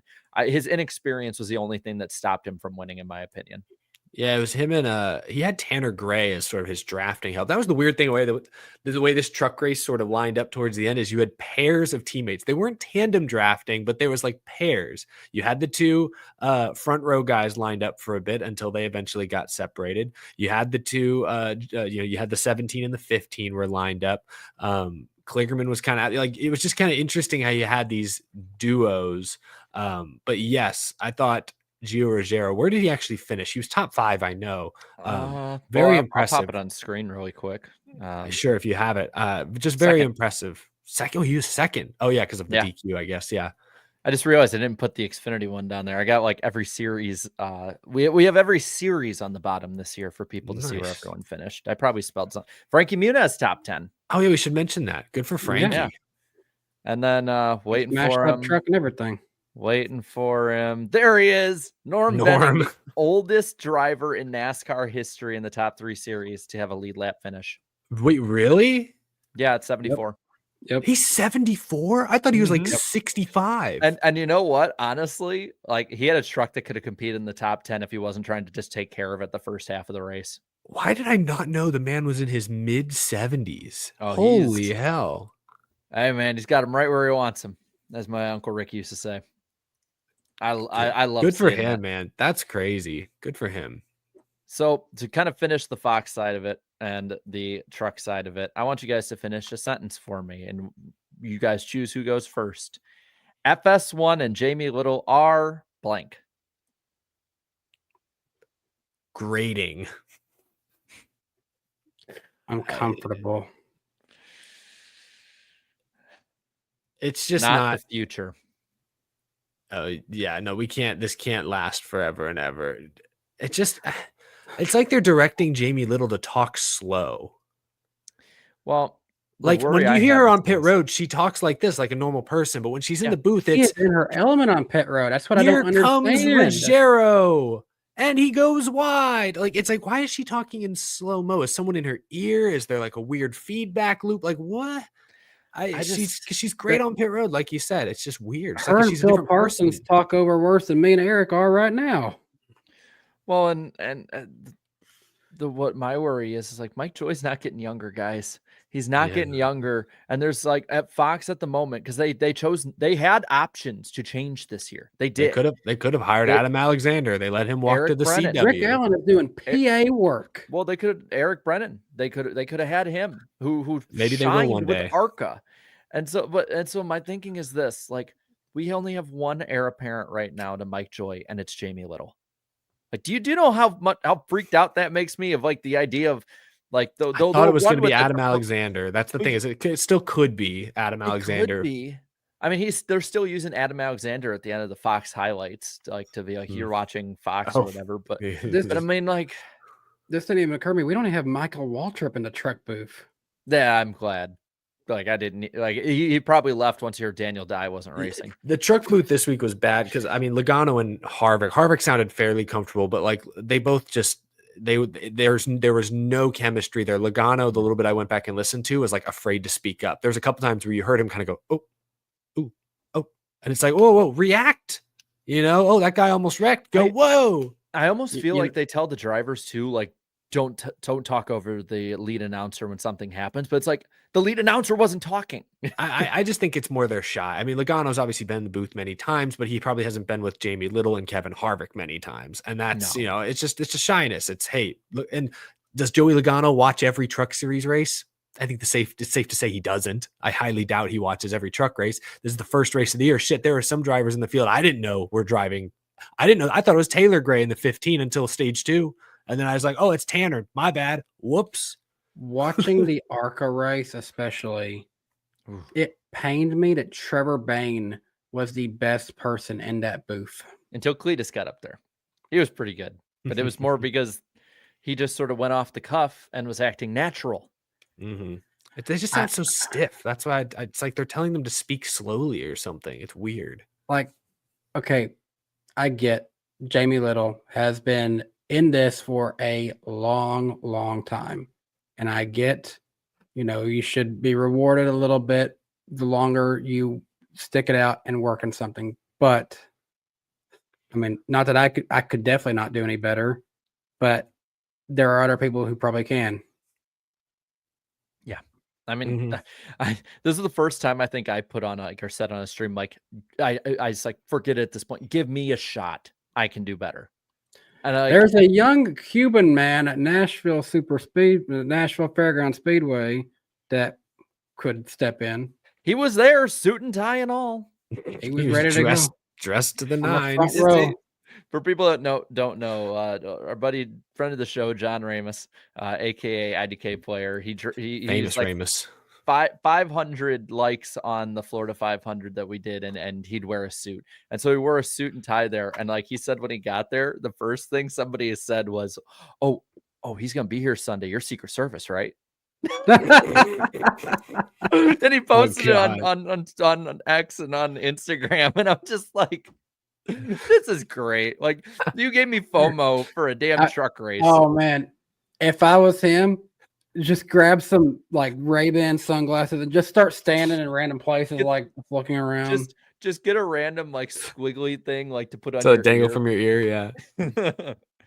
But that was the extensive talk when it comes to Daytona 500 weekend. While we go into the first lightning round, super chat stage break of the night, I'm going to put something new on the bottom of the screen because I don't want to read it every week, but I want to show who's doing really well. We'll put the fantasy standings on the bottom. Hey, Blue Jimmy fan.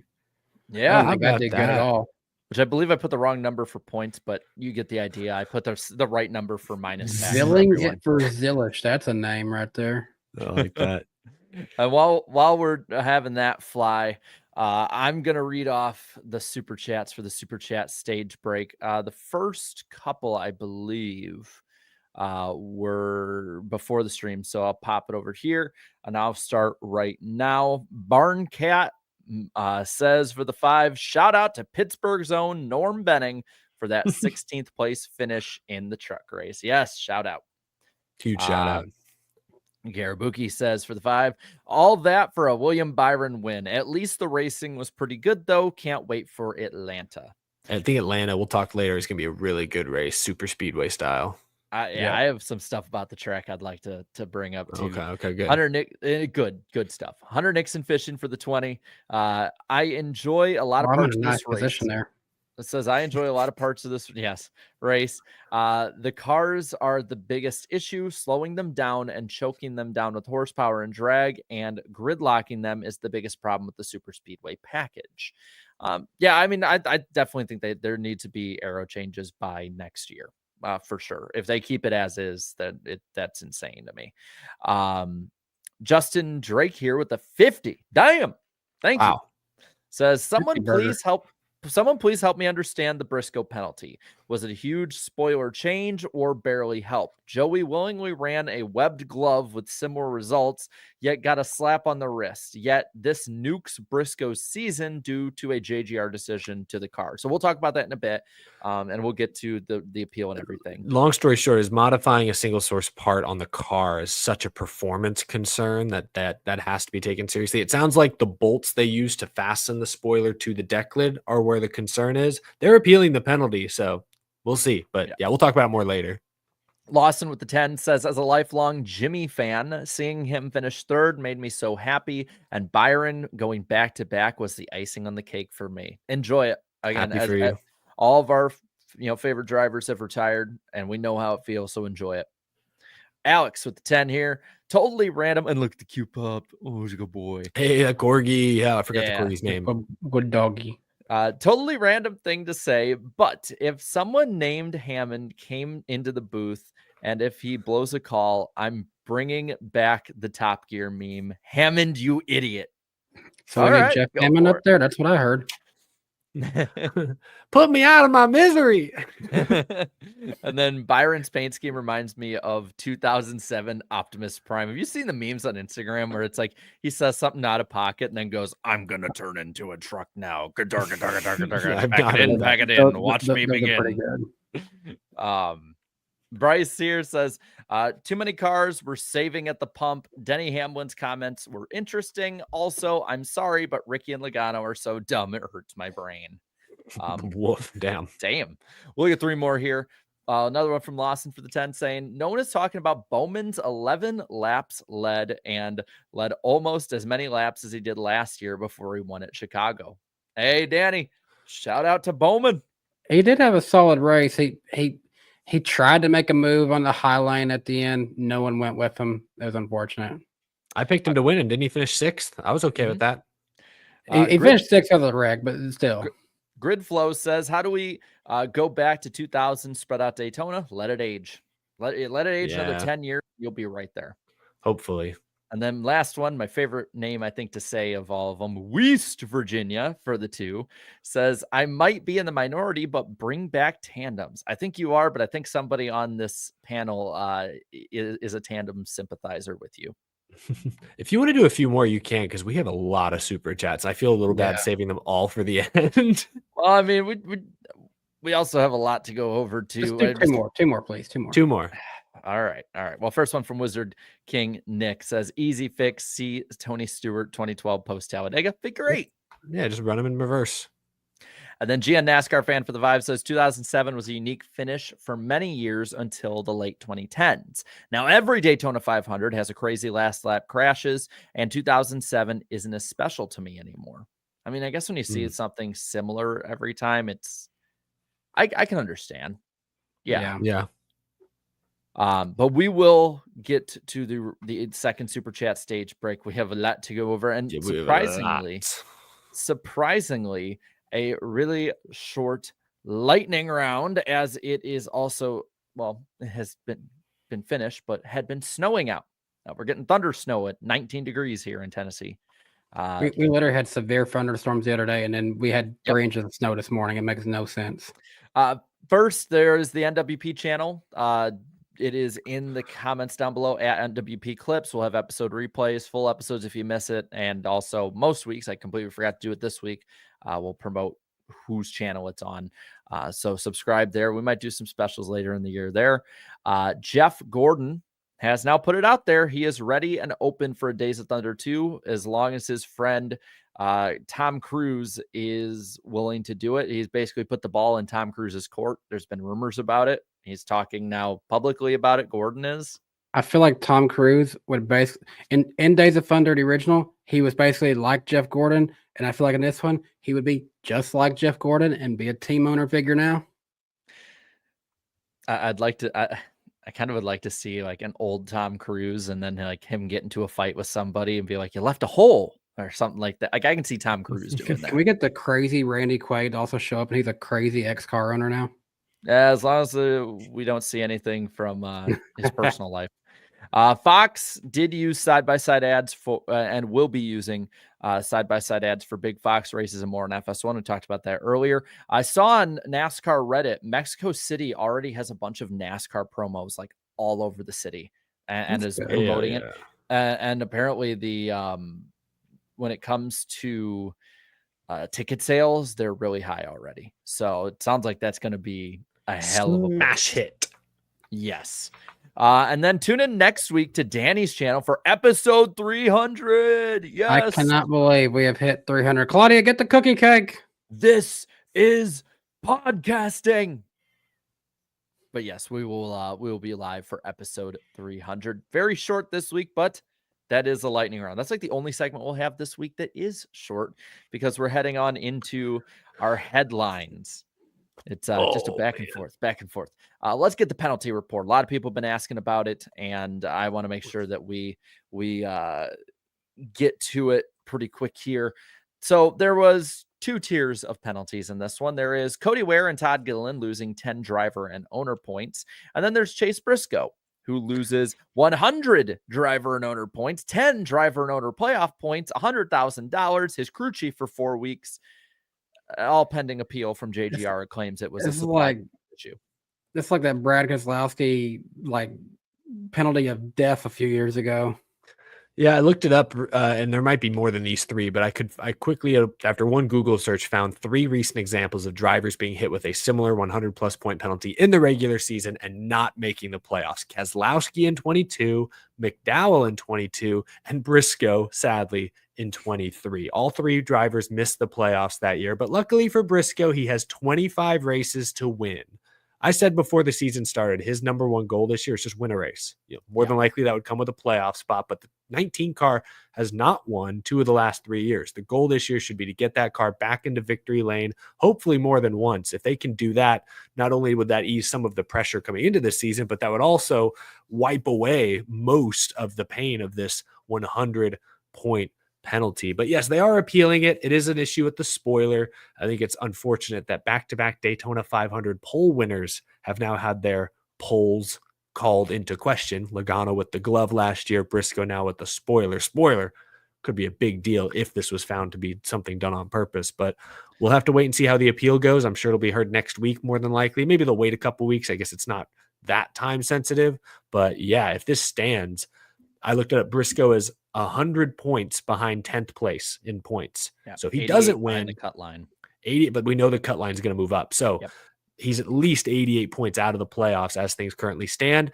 Without a win, even though there's so much time, that's a tall task. So, we kind of talked about this beforehand, before the show, and it's a big penalty. Like, don't get me wrong. And I want to look more in depth at like what this means for him based on the season, all the other stuff. But to me, these big penalties, especially with the way that the system is now where he can win and get in. Now, granted, losing the playoff points is probably the bigger deal in this. To me, I'm just kind of like, yeah, okay. We expect, this is what we expect him to do, is go out and win.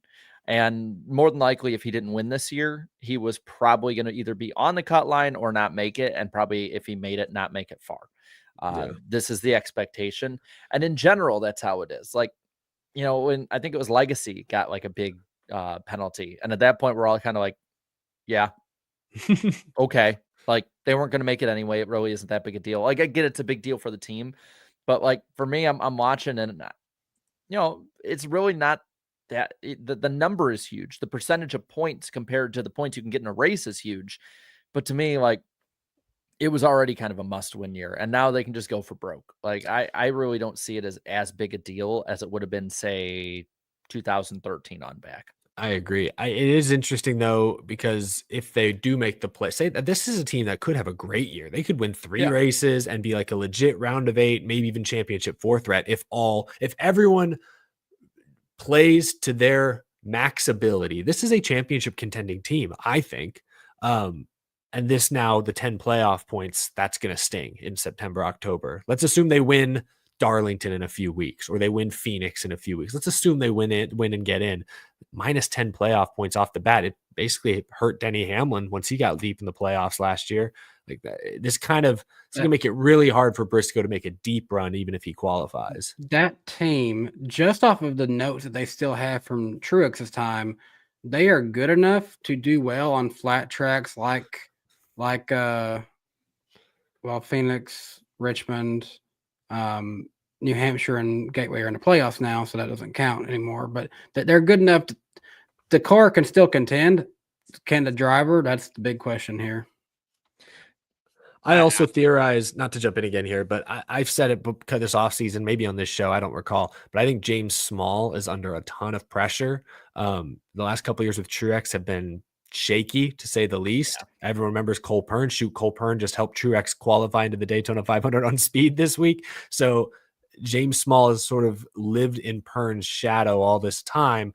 New driver, fresh start. This is his year to break out of that shadow, create his own legacy, let's say.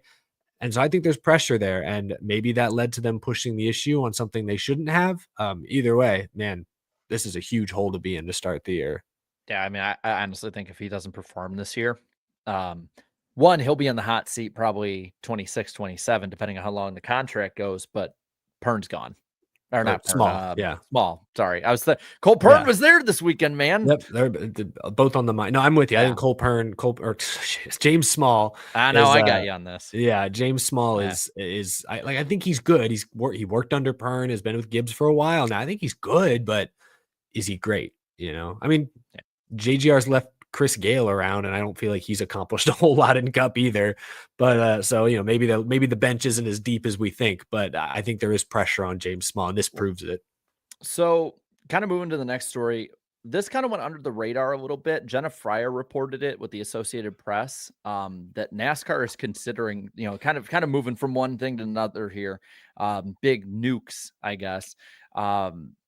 Kind of considering with the lawsuit stuff going on, that if they lose, they might just go with the nuclear option and just say screw it and take the charter agreement away. I don't know if they can even do this. I think this is a bluff, but I just feel like they'd land right back in court all over again if they did this. Yeah, because so I don't know. Obviously, the charter agreements are 100+ pages, and we don't have access to them. So I don't know what's in the charter agreement. Shoot, Jimmy Johnson didn't even know the OEP was in the charter agreement, and he supposedly read the whole thing. So there could be anything buried in the charter agreement that gives NASCAR this out. But yes, on its face, all these teams just signed a deal that is supposedly for 7 years with potentially even an additional 7-year option.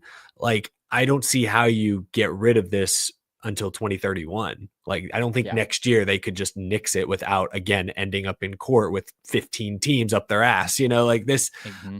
I do think this is a bluff, kind of like you said. I think this is their way of saying, hey, we heard Richard Childress on the Dale Jr. Download a couple weeks ago, basically saying, yeah, I'm pulling for a 2311 front row. I hope they get theirs. I think this was their way of saying, hey, we've been on our heels on the lawsuit recently. We've lost injunctions, lost appeals. But if any other team thinks they're going to hop in, they're going to see this as weakness and jump in and join 2311 in front row, think again. Because if y'all win, if you mess around and actually beat us, we're going to make sure we get the last lap. I think this is a bluff to ensure nobody else jumps on with 2311 in front row. That's my theory as a non-legal expert. It just seems too ridiculous to actually be true. Well, and I think the charter system is so ingrained now in NASCAR that it's like this would kill teams. There would be teams that would go under, and instead of a 36 car field, you could be looking at 34 car field, a 32 or a 30 car field, or God forbid we're in like the 20s. Like, there's no way, as much as I would love NASCAR to go back how it was, where there could be teams that are living in the sport, basically 40 of them full-time every week. And then you have like 6 to 10 that show up. You have 60 showing up for Daytona and Indy and all that, but that's just not the world we live in.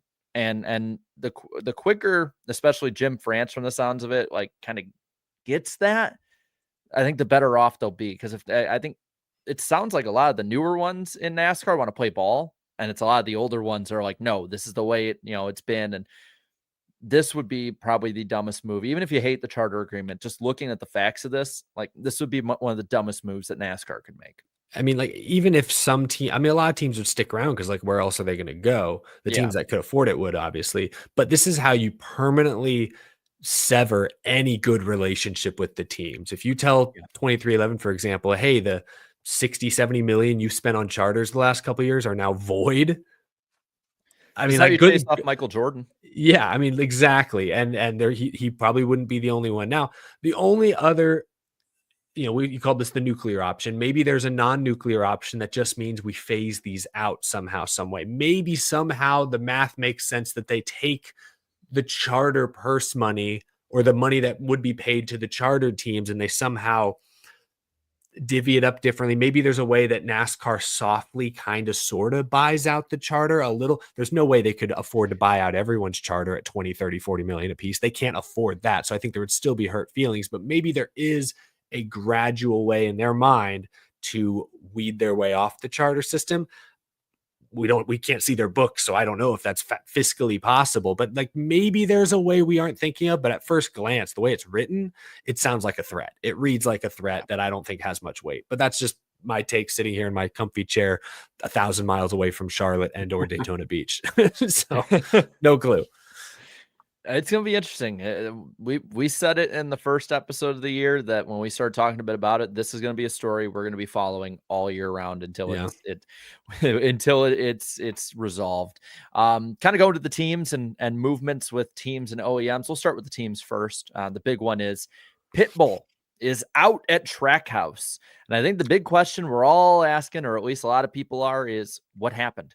That one shocked me. I've been trying to do good about doing at least a video a week. I did a second one last week because that one just shocked me. I got on real quick and I didn't see that one coming, especially not that close to Daytona. No. Yeah, the timing was weird. But remember, guys, this was a rumor last summer. Like this was being discussed last summer when Trackhouse had an investment firm. I forget the name of them. I want to say it was Avenue Sports Fund. Bought I think the report at the time was a sizable minority stake in the team. I think that, combined with, at the time, Daniel Suarez's contract concerns, combined with sort of the fewer and farther in between public appearances from Pitbull, led people to think that maybe Pitbull had been bought out. We don't know if that happened last summer. Maybe they finalized the paperwork this last week, and that's why they announced it. But I wouldn't be surprised if they are connected somehow. New ownership group coming in, Pitbull able to sell off his stake, probably at a profit. The question for me now is, going forward, does this mean Daniel Suarez's seat is even hotter than we realized? Because it sounded like he admitted on media day last week that early last season, Justin Marks wasn't sure if he wanted to re-sign Daniel Suarez. Like Suarez said, they both were not sure of each other. Eventually they had enough success, sponsorship, everything came together and they signed a 1-year deal. But that just means these next few months, they're going to ask those same questions. And I don't know. With Pitbull out of there, Suarez isn't in the seat because of Pitbull, but there was certainly a connection there. Having Pitbull out of the picture is probably going to make it a little less painful to move Suarez if Trackhouse wants to go that direction. I think there's a lot of pressure on Daniel the next 3 months. And I think that regardless, Suarez's time there is a limit. Like whether it's this year or next. You already have Red Bull who wants to get in with Connor Zilisch as well as SVG. Connor Zilisch, for me, it's Connor Zilisch and how fast he develops. If he develops really quick this year and competes wins a championship, wins 6 races, and they're not all road course races either, that's a no-brainer. Bring him up. Ready. But if Connor Zilisch goes out there and he can only win road courses and he runs, I don't think he's going to do this, but he runs 20th every week at intermediates. Or I'll say this: if he runs, the litmus test for whether Suarez stays is if Connor Zilisch can be as good or better than SVG was last year. I think he needs to be better because SVG was technically a colleague car. I think Zilisch needs to, by the end of the year, he needs to be consistently top 10 on ovals, and I think he will because he was top 5 at Kansas last fall. Awesome there. Yeah, so I think he will figure it out pretty quick and be top 5, top 10 regularly.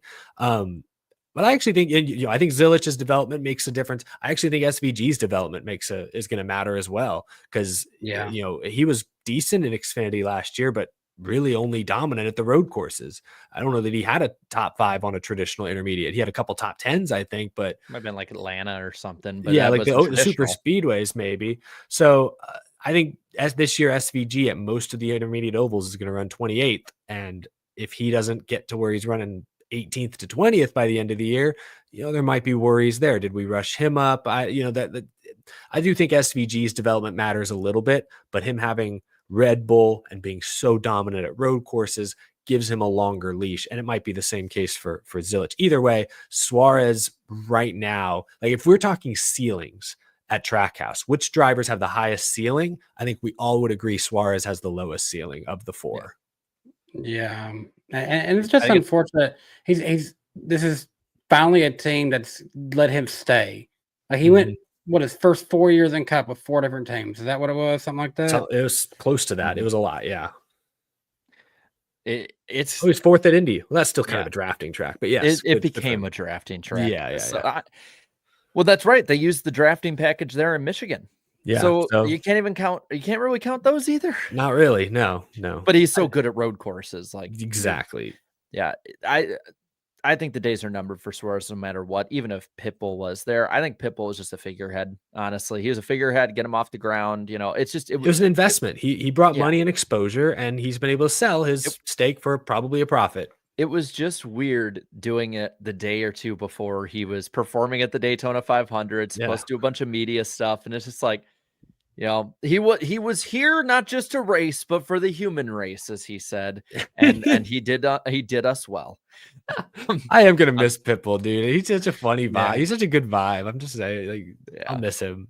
Well, someone we might not have to miss for long is Dodge, because Ram could be with Dodge back in NASCAR as early as next year. The report from Chris Knight and Catch Fence said that they put in a formal application for 2026 in trucks, and further kind of digging has shown that their aim is to come back to the Cup and Xfinity Series by 2028, which if they were to do 27, I think they would have to apply in September, which is a bit of a rush. Yeah. So they're pulling a Toyota, basically starting trucks and then move up. Yep. It'll be interesting to see if that model still works 20 plus years later. If you get out for that long, you know, I think that's fair. You should have to, you know, wait a second before you get into all of it.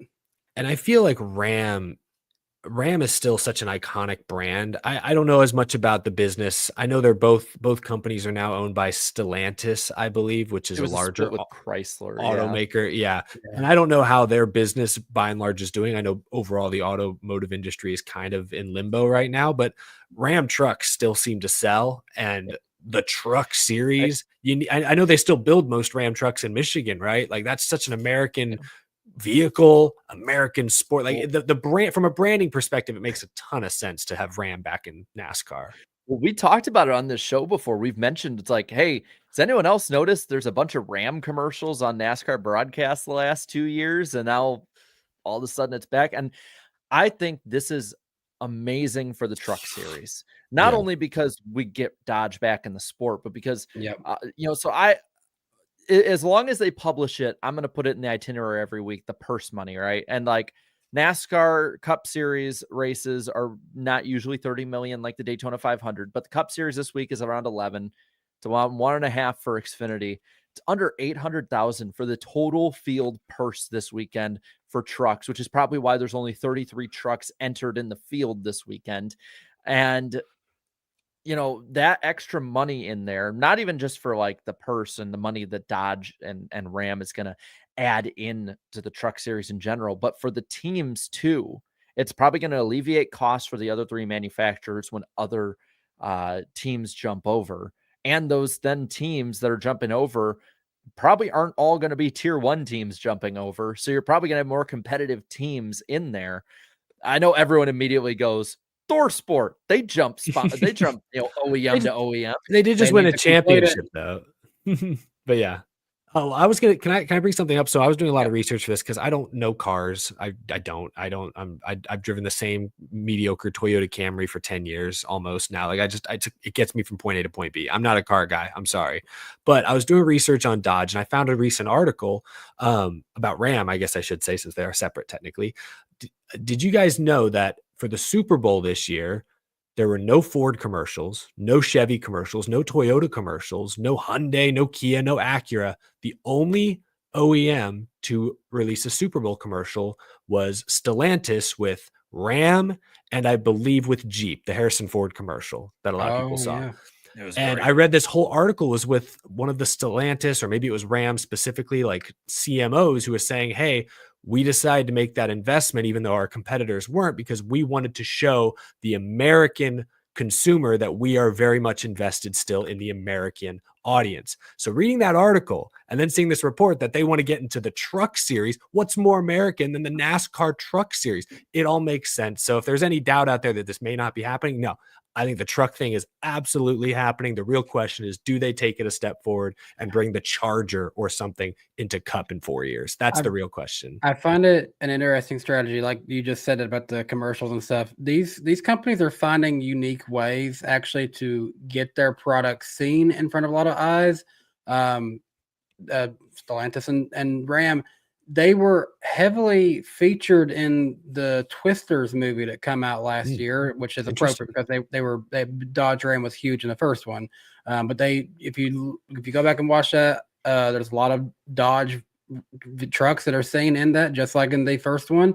I just watched Captain America last night. No spoilers by saying this, but GM had a few of their vehicles, a GMC truck and the new electric Hummer featured in that one. And you can kind of just tell, like, you didn't just use that for no reason. Like, they will find ways to get their product in front of a bunch of eyes.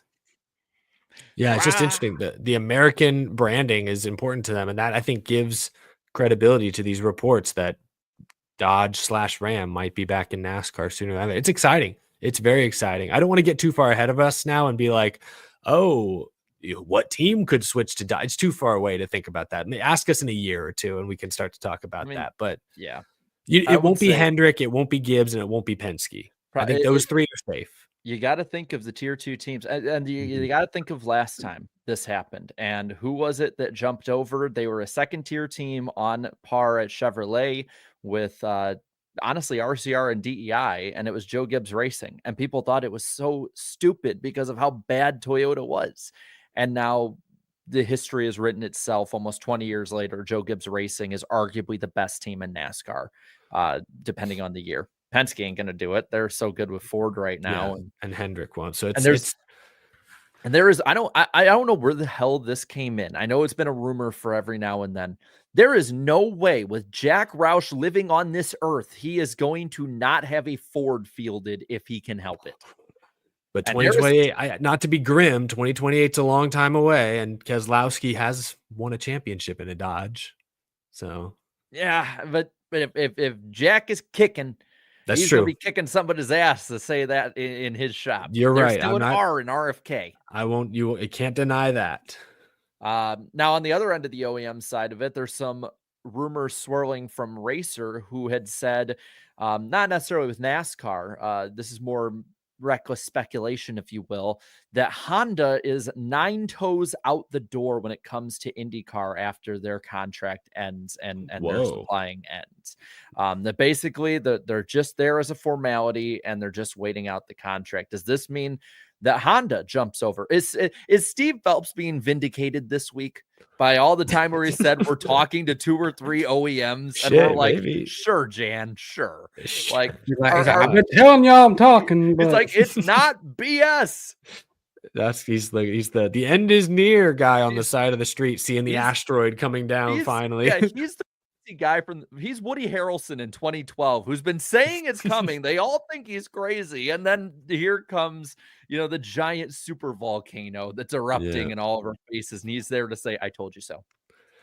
I guess we'll see. I hadn't seen the Honda report. I mean, I kind of hope in some ways that's not true, because I'd hate to see IndyCar lose 50% of their support roughly. I mean, that would be brutal. I don't know how you make up for that. I don't know their model well enough to know if they can make up for that. I'm sure they'd find a way, but gosh. But I would love to see Honda in NASCAR, no doubt. They're also a very popular, recognizable brand, more cars, more technical support. Is Toyota in IndyCar? I mean, they seem like they'd be a good replacement. I mean, they're not, but they could, I guess. But didn't Toyota just bow out of NHRA? So maybe they're making, or they're about to bow out of NHRA. Maybe. Toyota don't really make much sense in NHRA to me. So yeah, I kind of agree. But That might be something really fun to watch, depending on what the reports are. I mean, we've Yeah. all kind of it's been a rumor since the 2000s, maybe even the 90s, like Honda to NASCAR, and everyone's like it amps up and then it goes down. But it feels like the last few times it's amped way up and then went down a little bit and then amped even further up. And it's like I'd be very interested because I have never in my time as a NASCAR fan seen more than 4 OEMs in the sport. And I'd be very interested in the competition side, the money side, and does maybe new ones coming in push one of the existing ones out? And which one would that be? And how could it change? You kind of touched on the competition. How could this change what's under the hood? Because these cars are all, the Cup cars are all identical now, really, except for the engines. And I don't know if y'all saw those reports a week or two ago that NASCAR is playing around with torque sensors. Yep. That's one more step towards being closer to IMSA, where you have, use NASCAR, for example. Maybe you have a V8 engine in the Ford competing with a V6 turbo in the Camry. I'm just throwing words out there. And if they're hitting the same horsepower and torque numbers, hey, that's balance of performance. They can race together and it's even, but it's different technology that might make for an interesting storyline. I think Dodge, I don't know. Honda, maybe, like, it'll be interesting. We're not going full electric in Cup anytime soon. I think that's been all but confirmed by the sanctioning body. I think that'll be a struggle just to get any kind of series that's all electric, honestly. Yeah.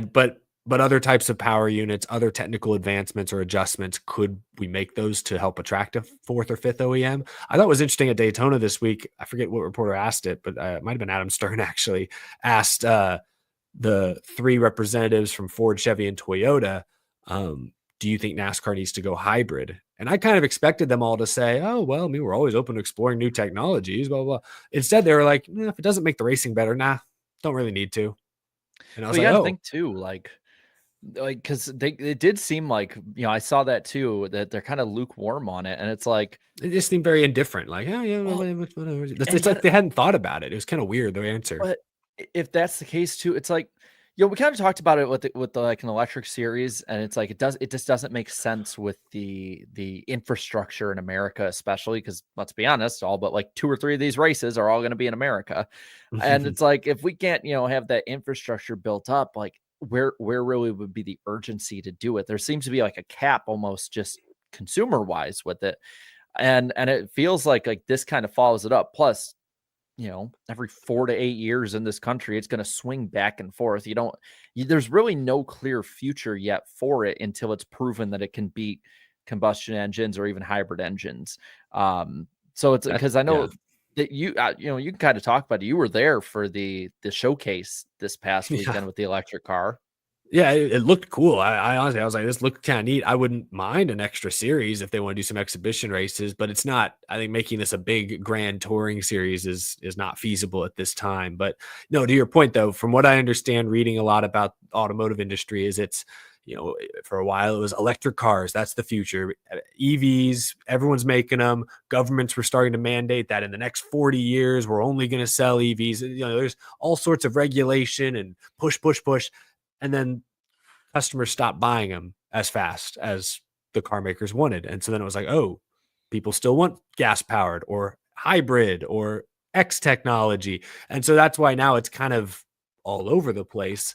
And so I think that's also why it's taken a lot longer for any manufacturer to commit to NASCAR, because I mean, they don't even know what they're building over the next 10 years. How can they plan to race in NASCAR if they don't even know what they're trying to market right now? Well, and look at the NASCAR side of it too. I mean, looking at the NASCAR audience, it's generally, it's not going to be your F1 audience. You're going to have a hard time convincing a NASCAR fan who works in a coal mine to go full electric on everything. Like you're not going to do that, Sure, you're not going to have somebody who's working in a factory up in Detroit buy some really fancy big electric car right now. And if you're NASCAR and you're trying to push that in an audience that one might not have the funds to buy it, or 2 might not have the will to want to get into that side of it, it doesn't make that much sense now. Do I think that it's going to start probably making more sense in the future, depending on which way the industry goes? We'll see.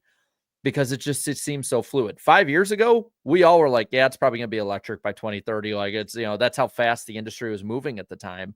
And now we look at it and we're seeing the scale back, and it's like, why would we want to, the big thing was the Xfinity series. Let's make the Xfinity series the electric series. Why the hell would we do that? Like, No, why? at this stage, there's no reason. I think that NASCAR electric vehicle they built was in production starting 4 or 5 years ago. Yep. And it got far enough along that all of a sudden they were like, oh, there's not really a need for this anymore. But like, we finished it. So let's use it for promotional material. They're even looking into alternative fuels like hydrogen fuel. Like, Toyota's big in some of that stuff. To me, NASCAR, unless they prove otherwise, is actually being pretty smart and hedging their bets. We're going to look into everything. And then wherever they go, we're on it, which to me, that's a smart move. I agree. I actually, people don't want to admit it, but I actually agree that NASCAR is kind of handling this, I think, at the right pace, frankly. Yeah. I mean, they're not committing on anything yet. So I'm not freaking out about it. You know what this would be perfect for? Our prediction segment. Like, oh boy. All right. The fun family friendly zone part of the show. Yeah. It's time for happy fun time. Happy fun. I forgot what we tried to call it last week. happy joy. So predictions here. Each host to make 2 NASCAR, motorsports, or show-related predictions. Could even be about EVs for all we know. Predictions are kept track of each week in our accountability session we'll go through in a minute, and we'll try and keep them relatively concise within a few years, but we can just have fun with it. Let's get on into it. I'll go first. I got one right. I said that there would be an IndyCar and or Indy 500 commercial during the Super Bowl. I think I made this prediction, though, before they even signed the next contract, though, because we were assuming it was Fox. So, like, before anyone gets on me about being old layup Jarrett. All right. I went on a limb on that one at the time. It just took like a year to happen. I also said Cletus McFarland would score a top 10 in the ARCA race. I underestimated ARCA brakes. I said by the checkered flag of the Daytona 500, there'd be a credible report of Days of Thunder 2 in some way. Could we have counted the Jeff Gordon thing for that, really, though? Maybe. I'd probably not. And I said there'd be a 20-plus car wreck in the 500, which there was not. So that's crazy that the Days of Thunder 2 report almost came true, actually. That's pretty insane that you got that prediction that close. Wow. I almost want to give you the point, but because you got the layup at the beginning, I'm going to say no. but still, just Jeff Gordon saying he's open to it, that's not really meaning anything. Eric, you said Eric Almirola would drive for Joe Gibbs in 2025. He's back this weekend. I made that prediction a while ago, to be fair. You made that one, I think, around the same time as like the rumors of him and Bubba in that meeting. Yeah, I think I did. Yeah. And then you said Toyota would lead more laps than Ford and Chevrolet in the Daytona 500. They fooled me, those jerks. They tricked me. Danny, you said Austin Hill would lead the most laps in the Xfinity race. Correct. He did. Well played. You said at least 3 of the 4 truck drivers for Spire, I didn't write that in, would finish top 10 at Daytona. There was at least 3 or 4 truck drivers in the top 10, Jared. You said Pat McAfee would attend the 2025 I was sad that one didn't happen. Tough break. This is his off season. He's recuperating. He got back in of WWE. That's what ruined that. He has to find another football YouTuber to slander after Brett Coleman. Yeah, that was funny. A little drama. So prediction standings. I'm now below 50% at 46.15. Eric at 38. One of us. At 38.46. And Danny's in the double digits. You know what? It's better than 8%. I'll take it. All time. I'm at 42.86, Eric at 32.5, and Danny at 28.8. So let's roll. Who's going first? All right, go for it. All right. Yeah, I'm gonna go with this one. I'm gonna probably snipe Danny later in the year on this. I'm gonna say Alex Bowman makes a round of 8. Damn. Okay. I'll do this one first. He just announced 5 truck races he'll run this year. He won 2 last year. I think Kyle Busch wins 3 truck races this season. This one seems promising, but also could not happen. The lead will change 40 or more times on Sunday. 40. Ooh. Maybe a green flag cycle. 48. Huh? I'm saying too, maybe a green flag cycle adds to that as well. Yeah, it changed 48 times last year. No guarantee it'll change 40 more times, but I'm going to say it'll change 40 more times. Let's see. I can't make that one, so I'll cross that out. and go to a backup one. I'm going to go off on a limb here. I think that a Penske driver will not win the 2025 Cup Championship. My second prediction, I'm going to do an Atlanta focused one on I guess technically the Cup race ended under green, but the Truck and Xfinity race ended under caution. The Cup race probably should have ended under caution. I predict this weekend in Atlanta, all 3 races will end under green.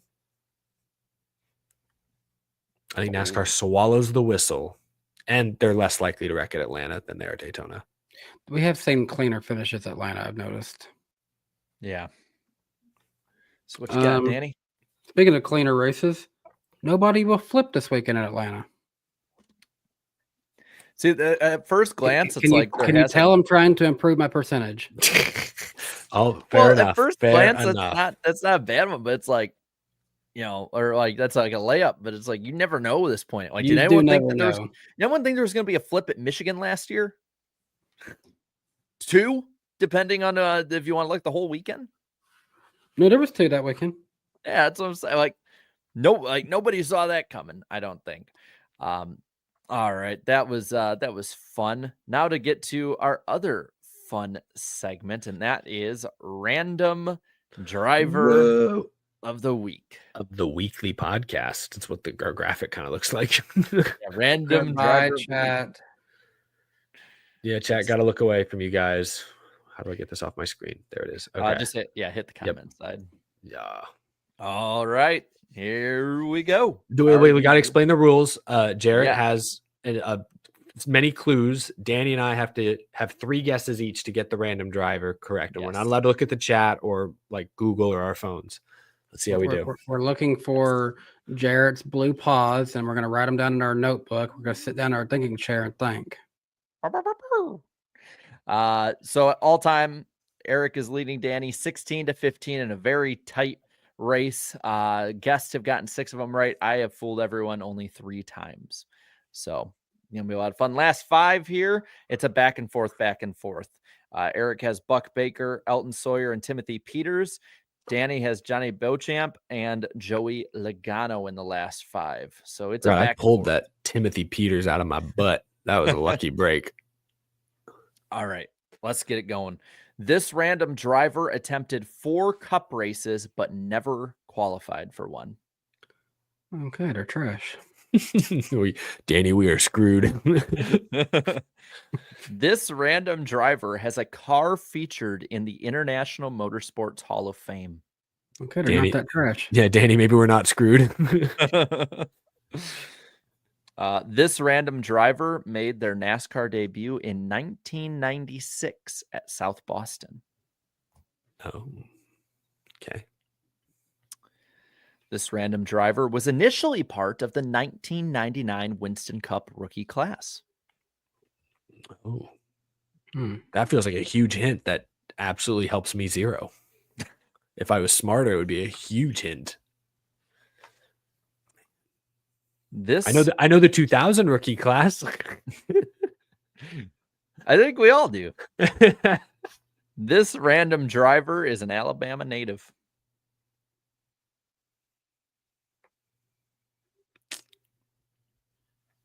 Anyone getting there? Does the chat have they gotten it yet? I've seen a few. Remind me again, you said they have a car featured where again? Tell me one more time. In the International Motorsports Hall of Fame. Okay. This random driver has never been tweeted about by me, only once by Eric, and 4 times by Danny. Home field advantage for Danny. One of the tweets that Danny had tweeted about this random driver actually tagged an account that is currently banned on X. What? What kind of a fun fact is that? I don't know. I just saw it happen. I'm writing that in. I wonder what they got banned for. Me too. This random driver drove for team owner Norm Benning at one point. Is it? No, I'm not going to say it. Go ahead. All right.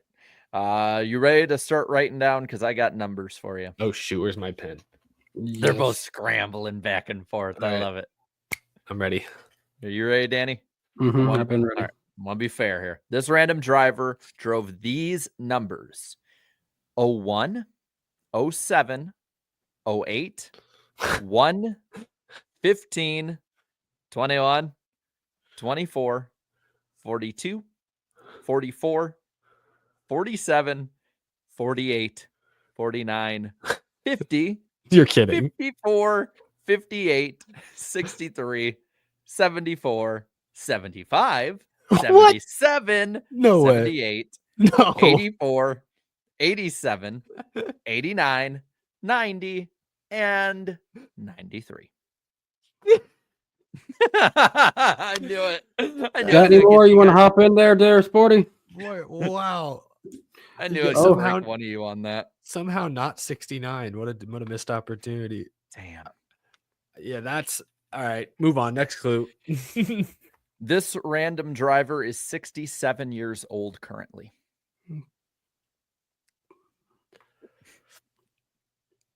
I love the chat. Jared, can you say those numbers again? No. That's why I like write them down. This random driver drove for these OEMs: Chevy, Ford, Dodge, and Pontiac, but not Toyota. Okay. Chevy, Ford, Dodge, Pontiac. This random driver DNF'd in 50 of 66 truck starts. DNF'd. Oh my gosh, there's a start in park. Well, this explains why they had so many numbers. They kept getting fired. This random driver has led 4 laps of NASCAR competition. Are you freaking kidding me? 4 laps? You ran this many numbers and you only did As many 4? as many as Four- Bowman leads in half a season. You didn't have to go there.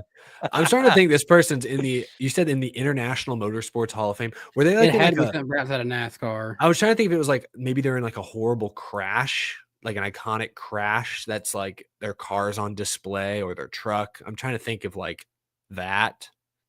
But Because I this doesn't tweeted sound about- like they're in the Hall of Fame for winning. You know what I mean? tweeted about them 4 times. That's what I can't figure out. Well, this random driver did make 290 Xfinity Series starts. Oh, Okay, so they're an Xfinity lifer, basically. okay. Yes. So we're getting somewhere. This random driver at one point was sponsored by Big Daddy's Barbecue. That's such That's a actually a good hint. notable sponsor that everyone knows about. You said that's a big hint, Jarrett? I'm lost, dude. I don't know. Big Daddy's Barbecue.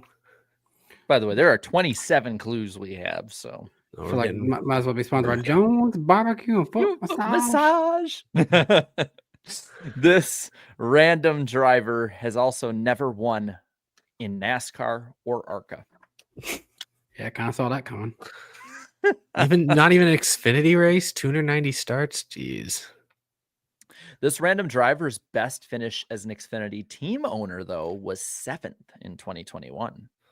Oh, wait a They're- second. 67, and they were a team owner in 2021, and it was 7. 7th was the best finish as this person was a team owner, as a team owner. That's in a race, right? Not the season. In a race, yes. It's in a single race. Okay. And I Is guess it Mike Harmon? correct. Wow. Good job.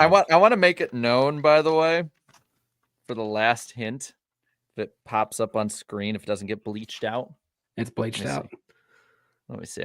There it is. Can you see what it says as the last one? Applebee's.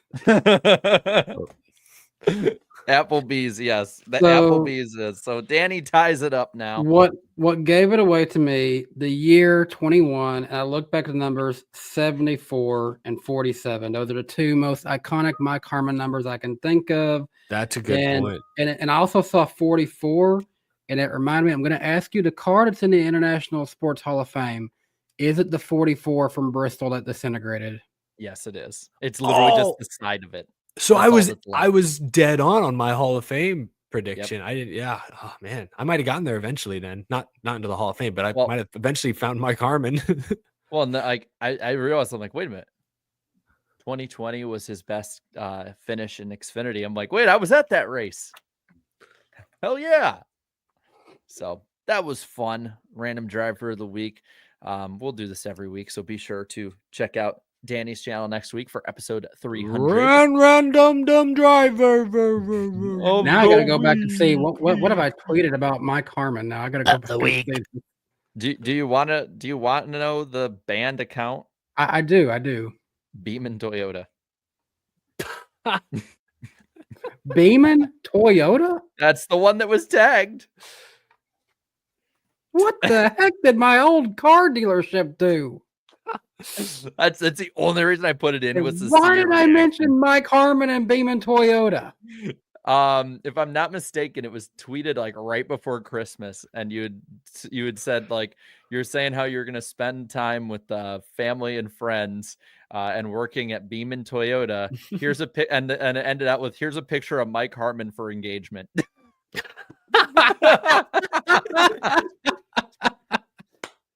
And I was like, this is too good not to mention. That is funny. Oh, that's funny. All right, so that's random driver of the week. Why don't you? What do you guys think? We should head on over to Atlanta, hot Atlanta. That's not going to be so hot this weekend. No, pretty chilly Atlanta, but yes, Yeah. let's do it. All right. So first off, NASCAR in no way is changing any of the tire combos. It's going to be the same as previous years for the top 3 series, at least from reports, especially for Cup. So there is that. Starting at the truck race, the Freight 208. I love that name. 135 laps, 30, 30, 75 is the stages, starting at 1:30 p.m. Eastern time on FS1 and Fox Sports' app, as well as, I believe, MRN and SiriusXM. Purse, $782,900. We talked about that earlier. It's going to be 53, mostly sunny, 4% chance of rain. Kyle Busch, your defending winner there. Not often we get to say that in this show anymore. I'm realizing my dumbass didn't change the Xfinity race name, unless United Rentals is sponsoring 2 weeks in a row. They could be. The Bennett Transportation and Logistics 250. So we're sticking with Austin Hill sponsors. It's Austin Hill's other sponsor. Okay. Yes. And that race is 163 laps, 45, 45, 73 at 5 p.m. Eastern time on the CW and PRN.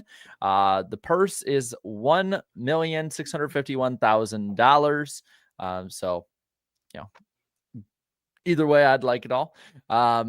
Saturday night is going to be 45 degrees at the time of the race, mostly clear, 2% chance of rain. Austin Hill is your defending winner. And then we go to the Better Health 400, the Cup race, 260 laps, 60, 100 are the stages. It's 3 p.m. Eastern time on Big Fox and PRN, $11 million purse for the Cup guys. It's going to be 49, partly cloudy, 24% chance of rain with Daniel Suarez as your defending winner. And now for the first time all year, we can update the pick points after we go through and have all 3 series run, which means, Eric, you are the leader. Whoa, I didn't know that. 28 points for Eric. I am 1 point behind. Chat, what is going on, chat? Yeah, Danny's 2 points back. Chat is 14 points back. Every single one of the chats are pick under a finished blanket last. right now, guys. We're under a blanket, and then the chat is outside on the porch. Oh, they're sleeping on the couch tonight. But Basement boys. all of their picks finished last in every race this past weekend. It was a historically bad weekend. I think like the best finishing chat pick was like 32nd. I felt bad watching all mine wreck at the end, but at least they were there at the end. The chat was usually gone before the end. They took all of the obvious picks, and the obvious picks blew up in their faces. Yeah. Which that happens, man. That happens. So let's head on down to Atlanta. I can't get this extra paper out of the way. We're gonna head on down to Atlanta. The chat, I believe, will now have the first pick when it comes to who is going to win, I believe, in the truck series. Yeah, let's get that going. Who is going to win the truck race this weekend at Atlanta? They're early on saying Kyle Busch. You guys sure about that? He failed you at Daytona. Are you sure about that? No, they're saying Kyle Busch. All right, they're going to pick that number 7 Truck of Bush. Danny, who's your pick? It is time again. Really? Hmm. Nice. Well, I'm going to go with another Spire pick. I have to do it. McDowell supremacy in the 07. Michael McDowell racing again. I'm going to go with him this time. I think he can avoid a lot of the troubles that others have had. I'll take Ben Rhodes. Just feels like a safe pick. He'll probably be in the top 10 late. Hopefully something good happens. All right, let's move it on to the NASCAR Xfinity Series. Who is going to win in the Xfinity race? Chat. Pick who I think you're going to pick if you dare. Yeah, Do, it's pretty clear. They're picking Austin Hill. Wow. Yeah. Fool me once. Fool me twice. The big bully. The big bully. And you know what? His number's 2 for a reason. I'll say wins this race 2 years in a row and wins 2 races in a row. Jesse Love. Yeah, I knew I wasn't going to get Love 2 years in a row. So I'm going to go, I believe he's racing this weekend, right? Eric Almirola in the 19. That was my number 3 pick if I needed one. Damn it. Okay, so full disclosure, I thought I was second in points, so I only prepared 3 picks per series, and those were my 3 picks: Hill, Love, Almirola. So I got a BS. I thought I was second in points earlier. I looked at it. I thought I was second earlier. Screw it. I picked him last week. It almost worked out. Sheldon Creed. We're going to go back-to-back Sheldon Creed picks for your points leader here. I like it. I'm feeling good. All right. So who's going to suck in the Cup race? Chat, have a pick. Pick, chat. My phone keeps blowing up from all the Adam Stern tweets and stuff. And it's like all these new commercials, by the way, while they're doing their pick. Apparently, Brad Keselowski with Consumer Cell is doing 2 new commercials that are actually filmed like The Office, and he's supposed to be like Michael Scott. Oh, I need to see that. Yeah, we'll watch him after. I don't know. He was kind of good in that little like NASCAR TV schedule skit that they put together. Like he actually was a decent little performer. Yeah. So who do you think they're picking, by the way, for the suck pick? It looks like Larson. Yeah, they're saying Larson. All right, we'll give him Larson. I mean, saying Larson at a super speedway did bad, that's not a bad idea. Jeff Gordon called him out this week in the media a little bit when they asked him. It's like it's in his head. Like, you know, everyone was like, oh, we want Kyle Busch to win a Daytona 500. We want Kyle Larson to be contending in a Daytona 500. Yes. All right, Danny, who's your suck pick? My suck pick, I'm not saying he's going to have quite like last week, but I'm going to say Ryan Preece to avoid something like that. So I'm just going to take it easy this week. Take it easy. Take it easy. And I think Larson's going to suck too. I'm going to go crazy here and say Michael McDowell. I think everyone expects him to be great because he was great last year, but it's a different team, different OEM. I don't know. I don't think it's as good as good. All right, who's dark horse this week, chat? Dark horse. Ford. Who is the Mustang this week? I see 2 clear front runners. I do too. Eric Jones. I'm seeing him more. It's him or Gilliland, I think, but maybe they are going Jonesy. I think I'm seeing a fair amount of Noah Gregson as well, but I'm going to say Eric Jones.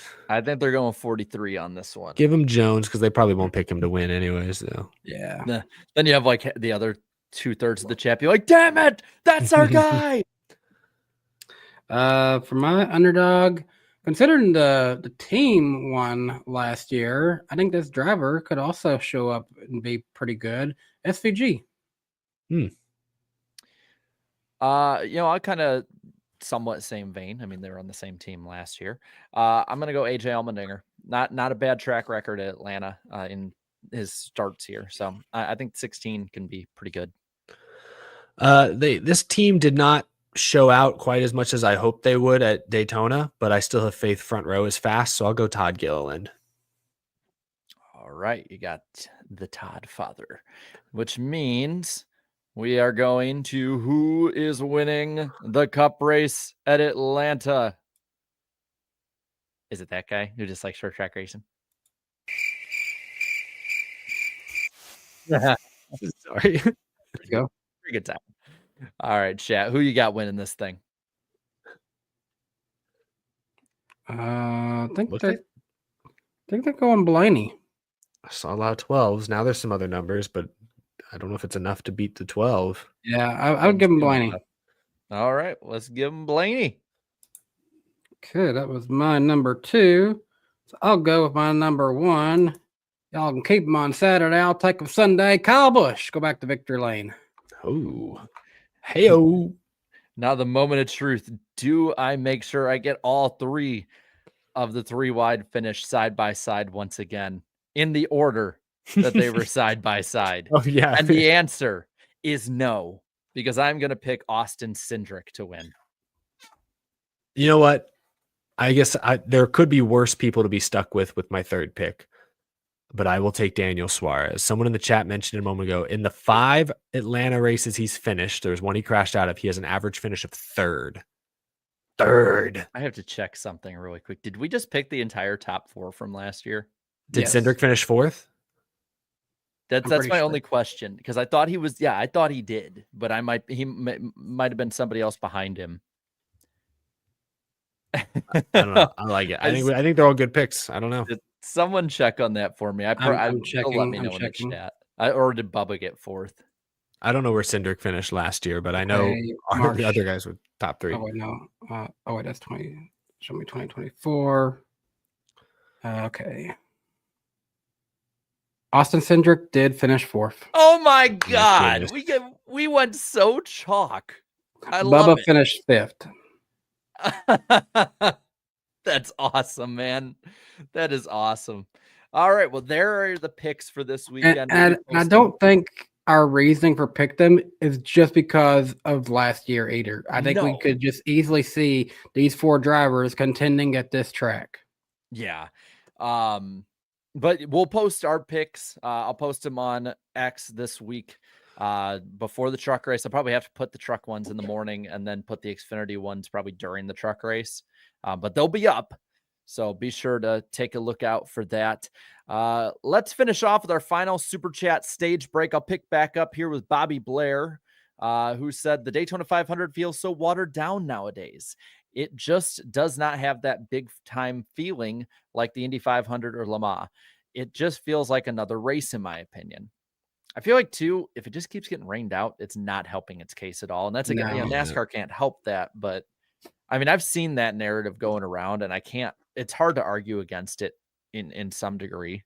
It's a bigger and better show in some ways than those other races. Indy, it's debatable, but the competition is not, because Indy, they're there for a month, but it makes sense that they're fine tuning their cars because they have to win that race. Daytona, you could show up with a 20th place car and finish 3rd. It happens every year. Even if they moved up start time, it helped. I think even if they started this race at noon Eastern time, we would have still ran into that rain that ended up coming. Just, that's just unfortunate timing. Mm-hmm. It was supposed to get there at like 4 based on. Yeah, it actually got there. It got in and out earlier than anticipated. Yeah, came a lot faster. Groovy Goose here says, I'll have to rebuke Eric's point. The storylines ending the way you mentioned isn't an issue with the car. It's the drivers. I don't like the wreck fest at the end of 500s nowadays, but it's not the car. I think it's, I don't think, I never said it's all the car. I do think the car plays a role, but no, I mean, the drivers, Denny Hamlin put blame on Cole Custer for causing the big one, and we all blame Stenhouse and Logano for causing, like, the drivers. No, made big, dumb moves. BGWX Chasing for the 5 says, did anyone else 60 to go hear Fox say no more commercials and then went to commercial 2 minutes later calling it Toyota All Out? Yeah. I don't recall it, but I wouldn't be surprised. They do that sometimes. They'll have sponsored commercial free breaks, which is kind of a weird oxymoron. Yeah, it's a loophole in the contract. Mm-hmm. Evergreen Mountain for the 5 says, what kind of dinosaur would Ryan Preece be if he were a dinosaur? A Flipposaurus Rex. Thank you. I'll be here all week, folks. Is that your burner account, Jarrett? No. I would. Do you think Thinkosaurus? Do you think Thinkosaurus Rex is his dog?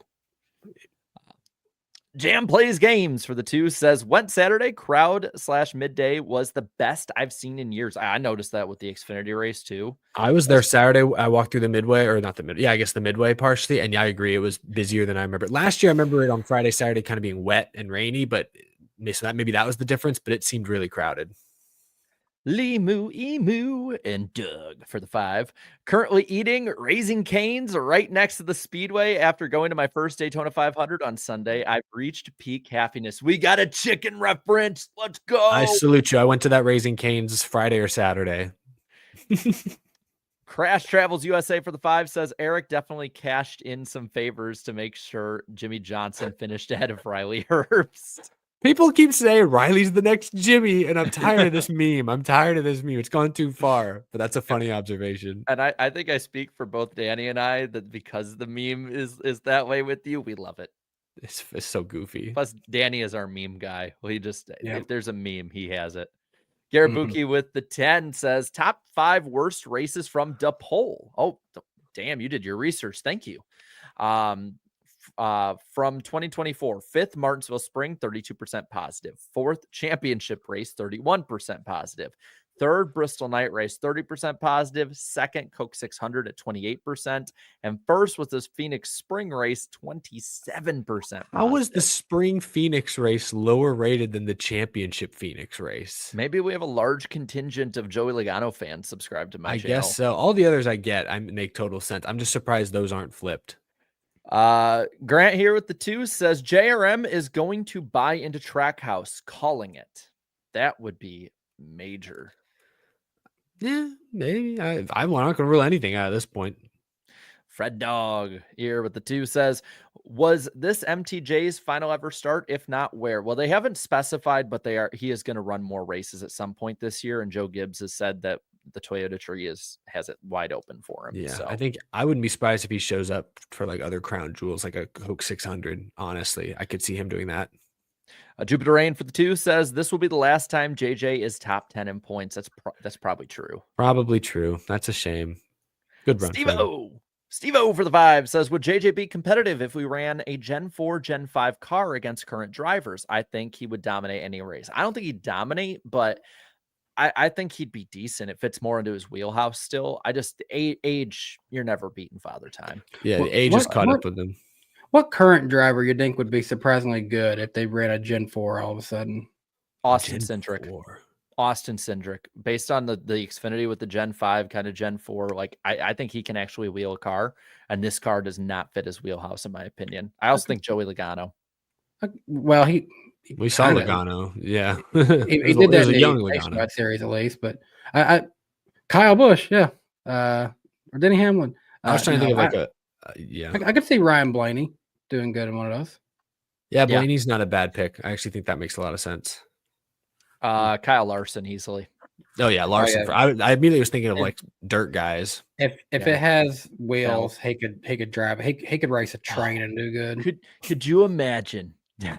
Could you imagine Larson and Bell in Gen 4 cars side by side racing on the 30-year-old Atlanta surface? It would be, they'd either wreck or have the all-time closest finish, or be no in between. Someone make that happen. Ray Abraham collected old cars, have him put it together. Can we have a NASCAR exhibition race once a year where we just get this should be what the All-Star race is. Get these guys and just race a Gen 4 for one race a year. That'd be so clean. Like a 50-lap race, even just something quick. D Moran here for the 2-month member chat says, I think Dodge could be interested in JRM. No. I don't think Dale Jr. be interested. He's not interested in that. Yeah, I'd be surprised. Thank you to my grandma for a super sticker for 10. Nice. Thanks, Grandma. Super. I can't wait to see you in 3 weeks. I think it's less now. It's a Thursday, though. So Gavin for the 10 here says, going from being excited for Daytona as a Dale Jr. fan to dreading it as a Larson fan has got to be a tough adjustment to make. Or has been a tough adjustment. That's whiplash right there. That's rough, buddy. Nice one. Ross Crash Stain for the 2 says, Pitbull left. What if JRM merges with Trackhouse? I just feel like Justin Marks kind of has his own good thing going. And we mentioned the outside investment fund. Him and Dale Jr. have partnered up with like Cars Tour. Maybe.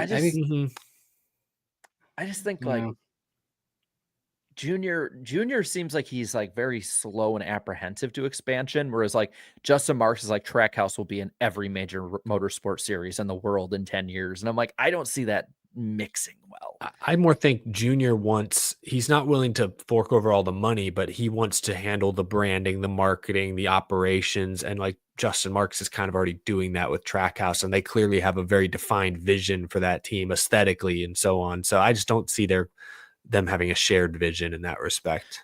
Trackhouse Racing is like Rick Ware Racing, but better because Rick Ware is also in like every motorsports, but Trackhouse is going to win.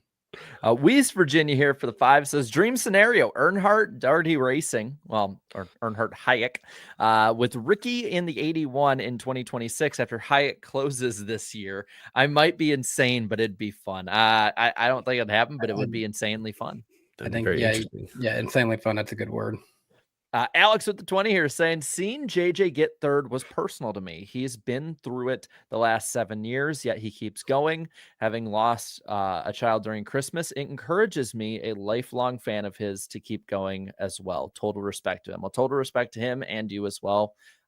We're all sorry for your loss. And, sorry to hear that, Alex. But I mean, it shows the power of drivers and what they can do for people. And I mean, to their point, obviously, Jimmy Johnson's family's gone through personal tragedy in the last 2 years. And it is, I can see that absolutely being incredibly inspiring to see that he's still able to go on, taking on a bigger role with the team. Like, he doesn't forget. I heard him mention, his family tragedy on Kelly Crandall's podcast this week. He hasn't forgotten about it, but he's continued to push forward and strive to do big things. So that is very inspiring for sure. Sorry for your loss, Alex. And I didn't even think of that side of it. Aiden with the 2 here says, I think Gregson is the next NASCAR superstar. It'd be fun. It'd be a lot of fun. Superstar yet, but he has the personality. Sure. Like compared him to Tim Richmond, for example, but like he's not established enough yet. He was with the Rizzler. He was. God. Side note, did you see the Rizzler at all this weekend? I did not see him, no, but apparently he was there. NASCARson with the 10 says, Daytona, glad I didn't watch the duels, truck race, or Xfinity due to too much controversy. Only watched 20 laps of the Daytona 500 since Truex was out and Busch and Blaney crashed. Radio all the way. TV sucks. Wow. Throwback here for NASCARson. Calypso says, hello, NWP. Did you miss me? Oh, by the way, after Santa put me on the naughty list, he got sent to the locker by my beloved. In other news, Jarrett, until Jarrett finishes the novel, Davy Jones is your Santa Claus now. Can you send some calamari? I like calamari. Some seafood, something fresh. Give me some fishing gear. I need some fishing gear. TJ with the 5 here says, here for my comment that I raced with Gio in Legends cars. We were low-key rivals, but I'm proud of him. Yeah, that's right. You mentioned that the other night. That's awesome, man. That's good sportsmanship. So cool. Derek here with the 2 says Chris Wright is a weapon out on the track. Yeah, we didn't touch too much on that. We glossed over that. Whoopsies. That was very rough, buddy. Very rough. He admitted that it was kind of a mistake. They had a little bit of a mechanical thing, but like he just misjudged it. We didn't talk about it because we had a miscommunication in writing notes before the show. Yeah, apparently it was the spotter first, but then I take ownership. It wasn't the spotter, I guess. Like he gave like 3 different stories before he stuck on one, and I was just like, it's got to be embarrassing. He's feeling it out. I will say there was one person on Twitter who posted a video where you kind of see him suddenly just get moved from the track, and I don't know what was actually happening back there. I wish we had more angles than just that one. That leans into this next comment. Bobby Blair says, I watch trucks on mute. It's depressing to listen to. God, that made me giggle. Rowdy A. Diecast, what's up? Blaring Creed while a truck race is going on. Says Eric, it was a pleasure meeting you last weekend. Thanks for the hospitality during the Sour Power Hour.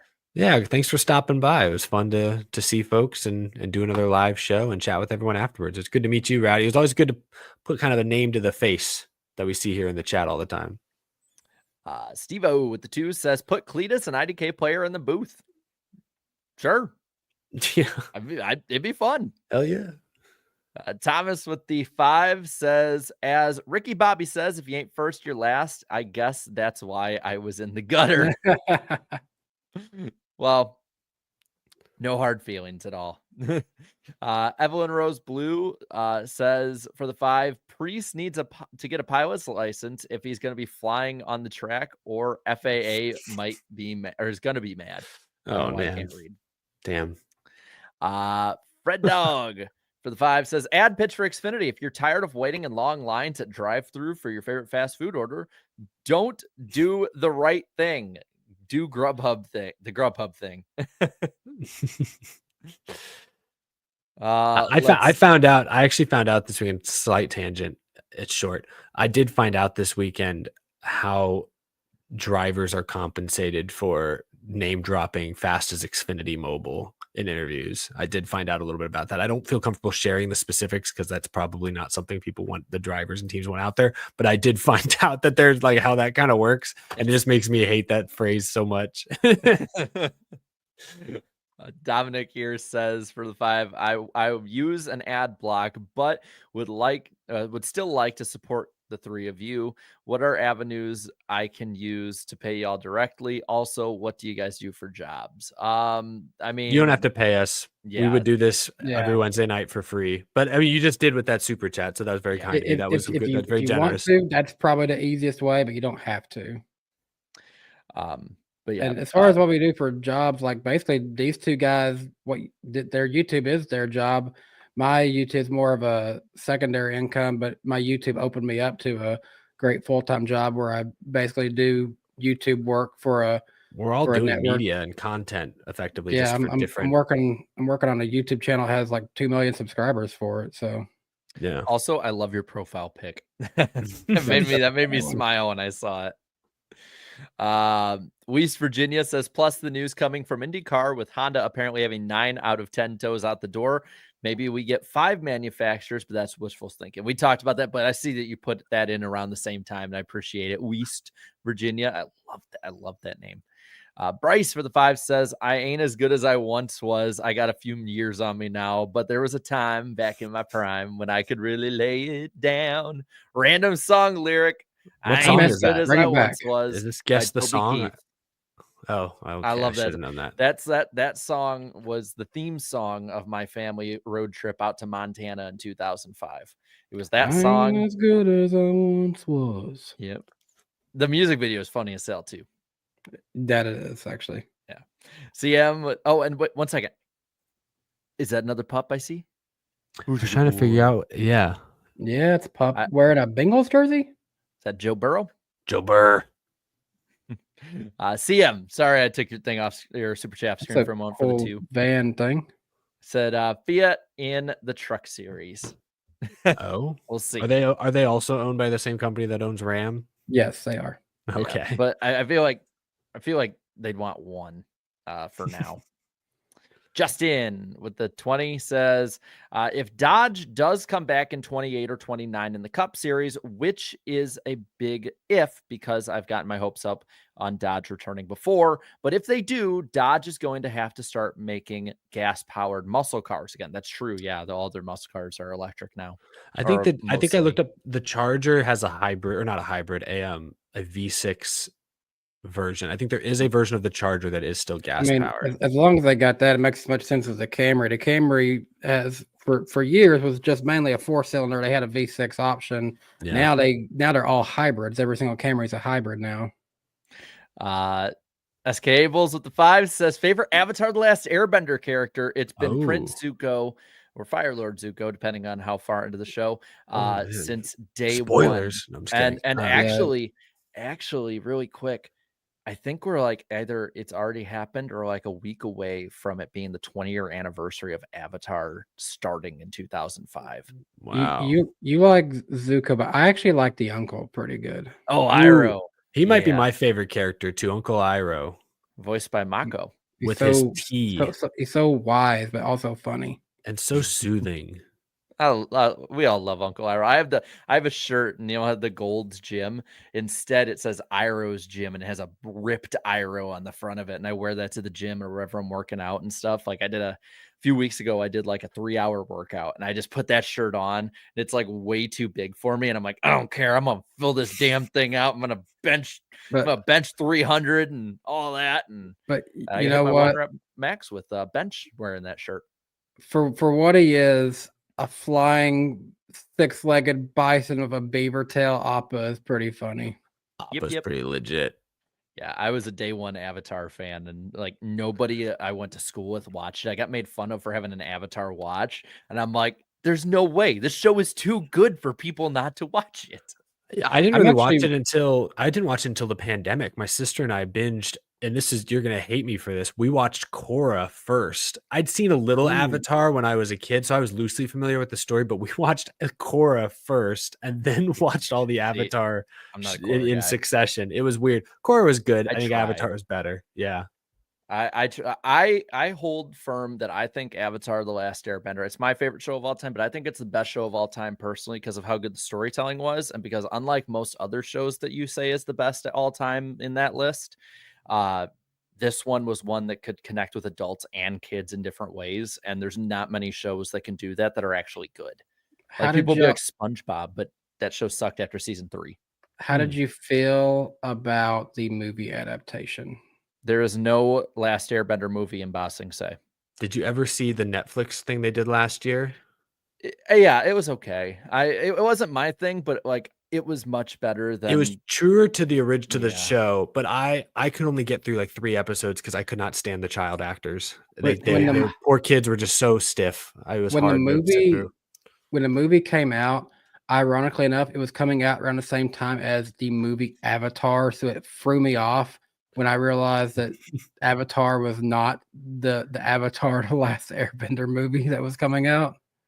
I See, have when that still came not seen out- the Shyamalan movie, so you'd be Don't. proud of me, Jarrett. The only way that I will ever watch that movie again is like if I am playing a drinking game and need motivation to forget it again.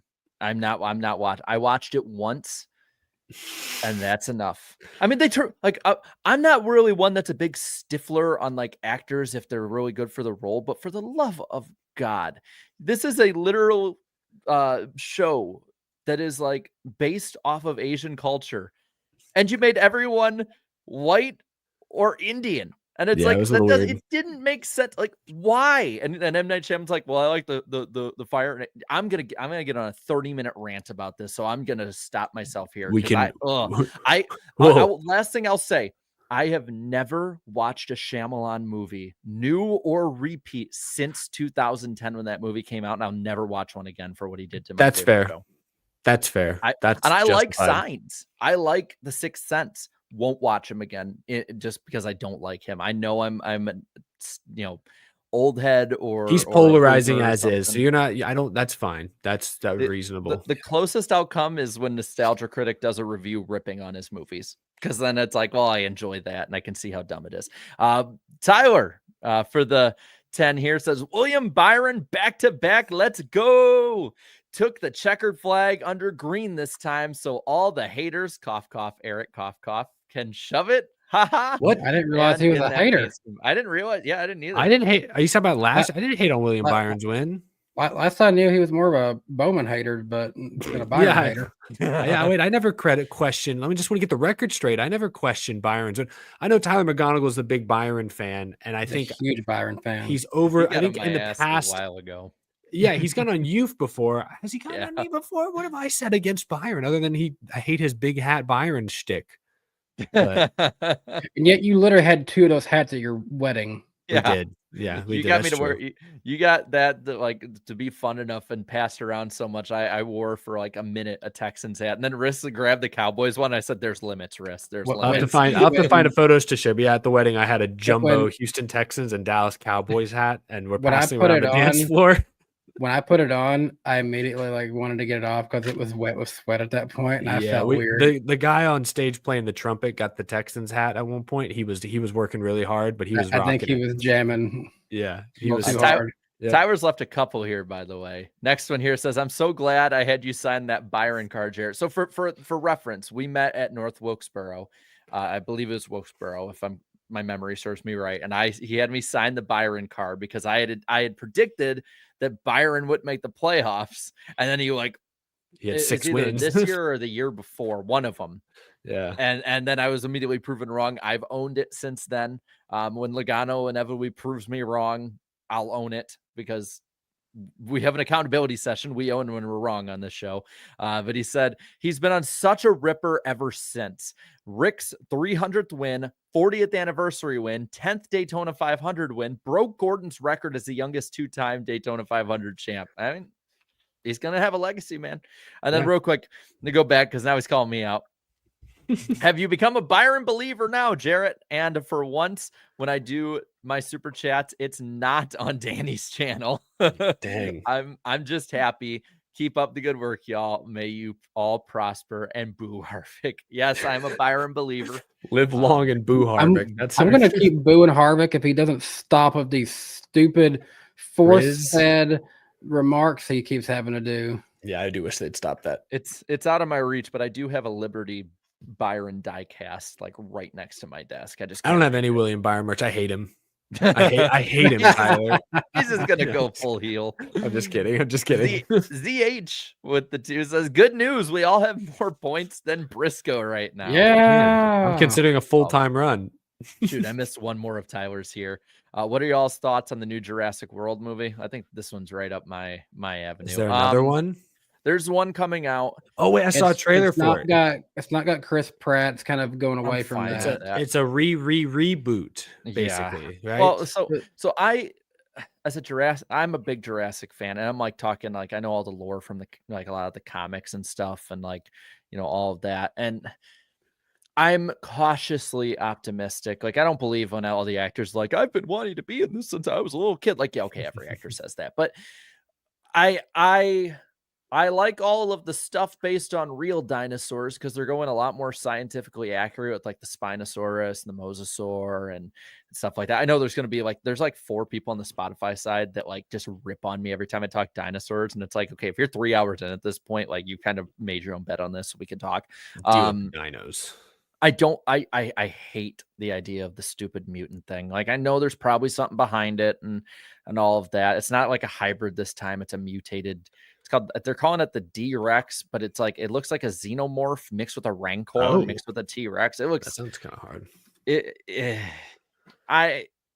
I feel like everything before they introduced that part in the trailer, I was all for. I like Scarlett Johansson as an actress.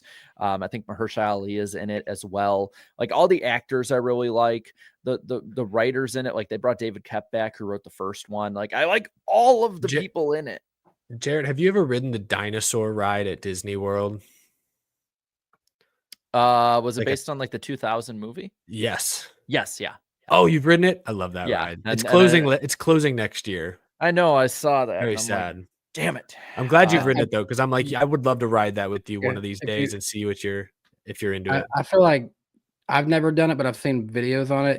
I think it's Universal has a Jurassic Park ride. It's kind of like a flume ride or whatever. It's like a boat. Yeah, it's a boat ride with a drop.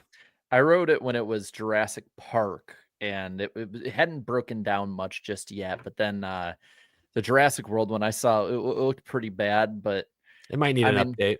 But it's still cool. I rode it last year. It's still pretty cool. It's a cool ride. I'm another. I can go and be a nerd nonstop about dinosaurs, so I need to move on. Garabuki says, fun fact, Suarez's new Atlanta finishes minus a 29th for the DVP are 4th, 6th, 2nd, 1st, and 2nd, an average of 3.0. That is freaking insane. Yeah, thank you again. I mentioned that stat earlier. Thank you, Garabuki. Helped inform my pick for tonight. Appreciate that. And Andrew Winslow with a member chat here and a super chat to come saying the spotter of the 41 should be fired because, and he leaves the super chat, he is literally called the wrong car home. That is your year's biggest loser. Unfortunate. It's an easy mistake to make, I guess. A lot of smoke, 2 red cars, but yeah, that was pretty funny that he kept spotting the wrong car for like almost half a lap. All right, Snappy here. When will RFK start selling ad space on the belly pan of the 360?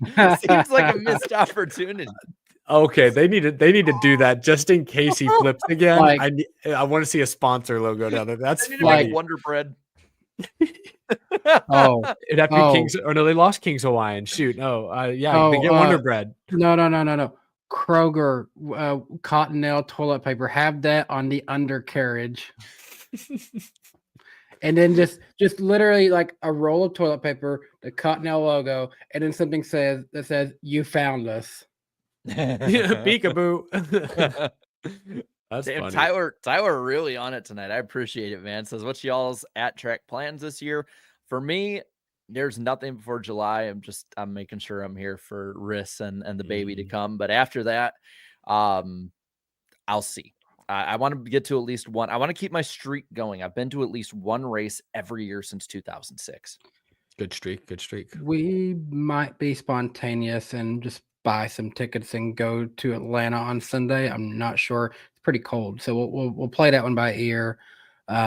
We might try to go to Bristol and just get tickets and set up in the stands. We're just gonna kind of wing it and play it by ear really this year. Nothing really set in stone. Yeah, and I'm the one who goes to a lot of races every year, and even my plans aren't very set in stone. I'll be at COTA and I'll be at Texas for sure. The rest of my spring is kind of up in the air. I know I'll be at Phoenix in November, but I haven't actually like booked that yet. I just know I'll be there. Man. If you're gonna be at Chicago, I'm gonna be up for 4th of July is a Friday this year, and so yeah, there's a chance I'll be at Chicago. There's a chance I'll do Chicago again. I don't think I'm not going to go to Mexico City. I thought about it. That sounds like just a little bit of a headache, but I'm excited to watch that one on TV. So yeah, TBD, let you know. Calypso with a $2 super chat here says, last Airbender movie or NASCAR romance? Now I'll read the entire NASCAR romance series before I watch that Drek again. Oh gosh. Fred Dog with the 2 says, which Atlanta race has the closest finish? Well, it has to be the most recent. No, he followed up and said, I meant this weekend. I saw him. He said, okay, yeah, my bad. Okay. I'm going to say the Xfinity series this time. Me and Danny are on the same page on this one. Bold of y'all to think someone gets side by side with Austin Hill. No, it's going to be Cup if it happens to anyone. These cars are so equal. That's why they keep having these photo finishes. Bryce here with the 2 says, Breaking Bad or Better Call Saul? So I've only watched the first episode of Better Call Saul, and I was a busy teenager and didn't like it. So I need to watch that one. So I'll say Breaking Bad just because I binged that in 2014, because I waited till it was done till I could binge it.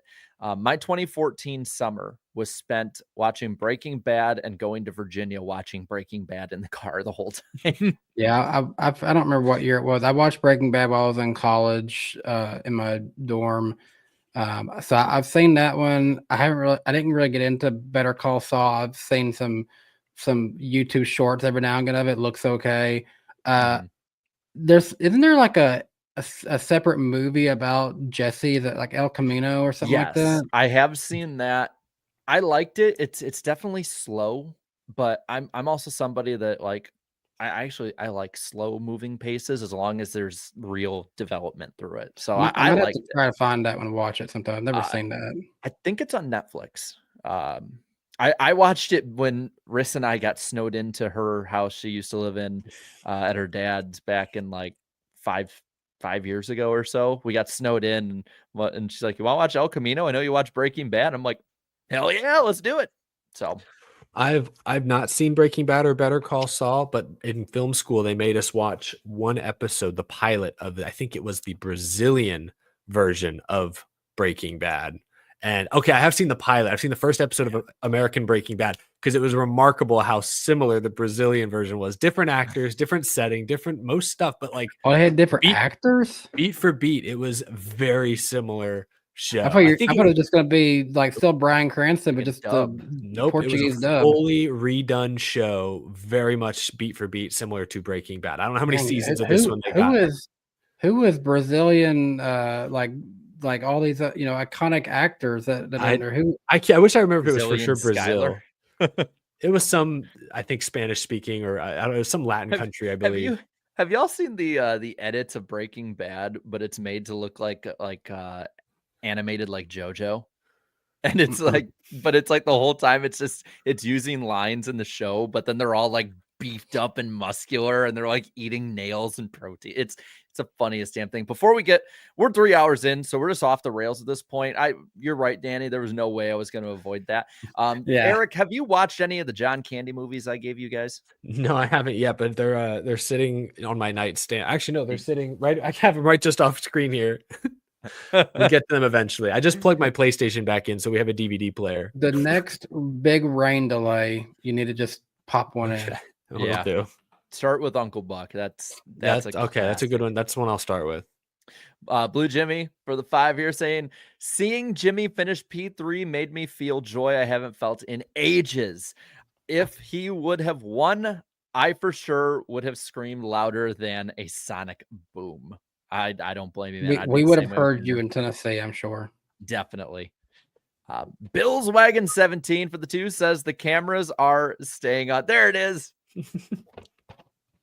All right. Oh, geez, more of them. You guys, they're doing the meme from last year where they just keep it going. Yeah. Justin with the 10 says, so update on the JGR appeal for Chase Briscoe. Yep, there it is. I'm getting the reviews. Comic genius. Sorry. True. They're stating that the pre-drilled holes for the bolts on the spoiler of Chase Briscoe's car caused wear on the supplied part. Saw this from Jeff Gluck. So there might be a chance they win this or at least get it reduced. I mean, I think Keselowski's team back in 2022 made a similar argument, and I don't think it worked. I think NASCAR has been pretty clear. If there's a faulty part, tell us.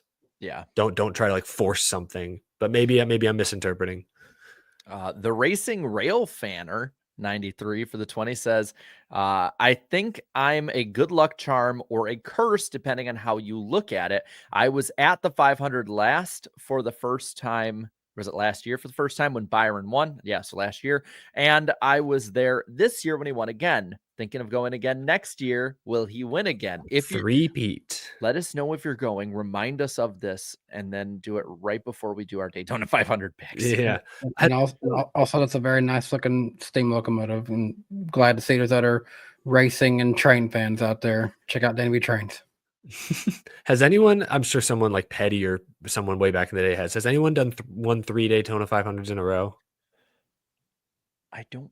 Chat, help us out. So? Jared's still got to read some super chats. Yeah, but chat, if you can go to Racing Reference, let us know. They'd probably be able to let us know. You can probably Google AI will probably tell you, although you can't always trust that. Tyler here saying Penske to Dodge. They have history with them. Probably with them being so high up with Ford and successful. I don't see them moving. And then Bryce currently with the last one saying, Eric, you need to watch Breaking Bad at least. Sure, I probably should. Like I said, I've seen the pilot. I probably should see it again or the full thing. I've heard it's amazing. That's right. So they're saying nope. Nope. I actually found a list. Yep. There's several that have done 2, but nobody's done 3. That's pretty crazy. Well, we hit the end here. I appreciate it a ton, everybody, for all the super chats, all the talk we had tonight. We will be back. We're just getting started this year, and we will be back next week for episode 300 on DannyB Talks channel, February 20th. Funny. Oh, yes, it's awesome. I love it. Maybe we'll probably go, 3.5 hours at that rate. And I think there's one more. We have families. Tyler with the 2 says my pick has a train 2, Danny. That it does. That's number 70 Cinderella. Is he just making that up? I couldn't even see who was in that photo. Really quick, the audience online that's not online right now probably won't care, but I need to double check because maybe we can do an NWP raid. Tom Grassi, who again has the sin of being a Packer fan, but that's his only one. He is doing 1 million subscribers or $1 million for charity stream. He's going to stream until he gets to $1 million of charity. How about we go raid him as we finish off tonight? Thank you guys so much for jumping on, and we'll be back next week on Danny's channel, episode 300. Let's go. Woo! All right, later, y'all. Drivers, start your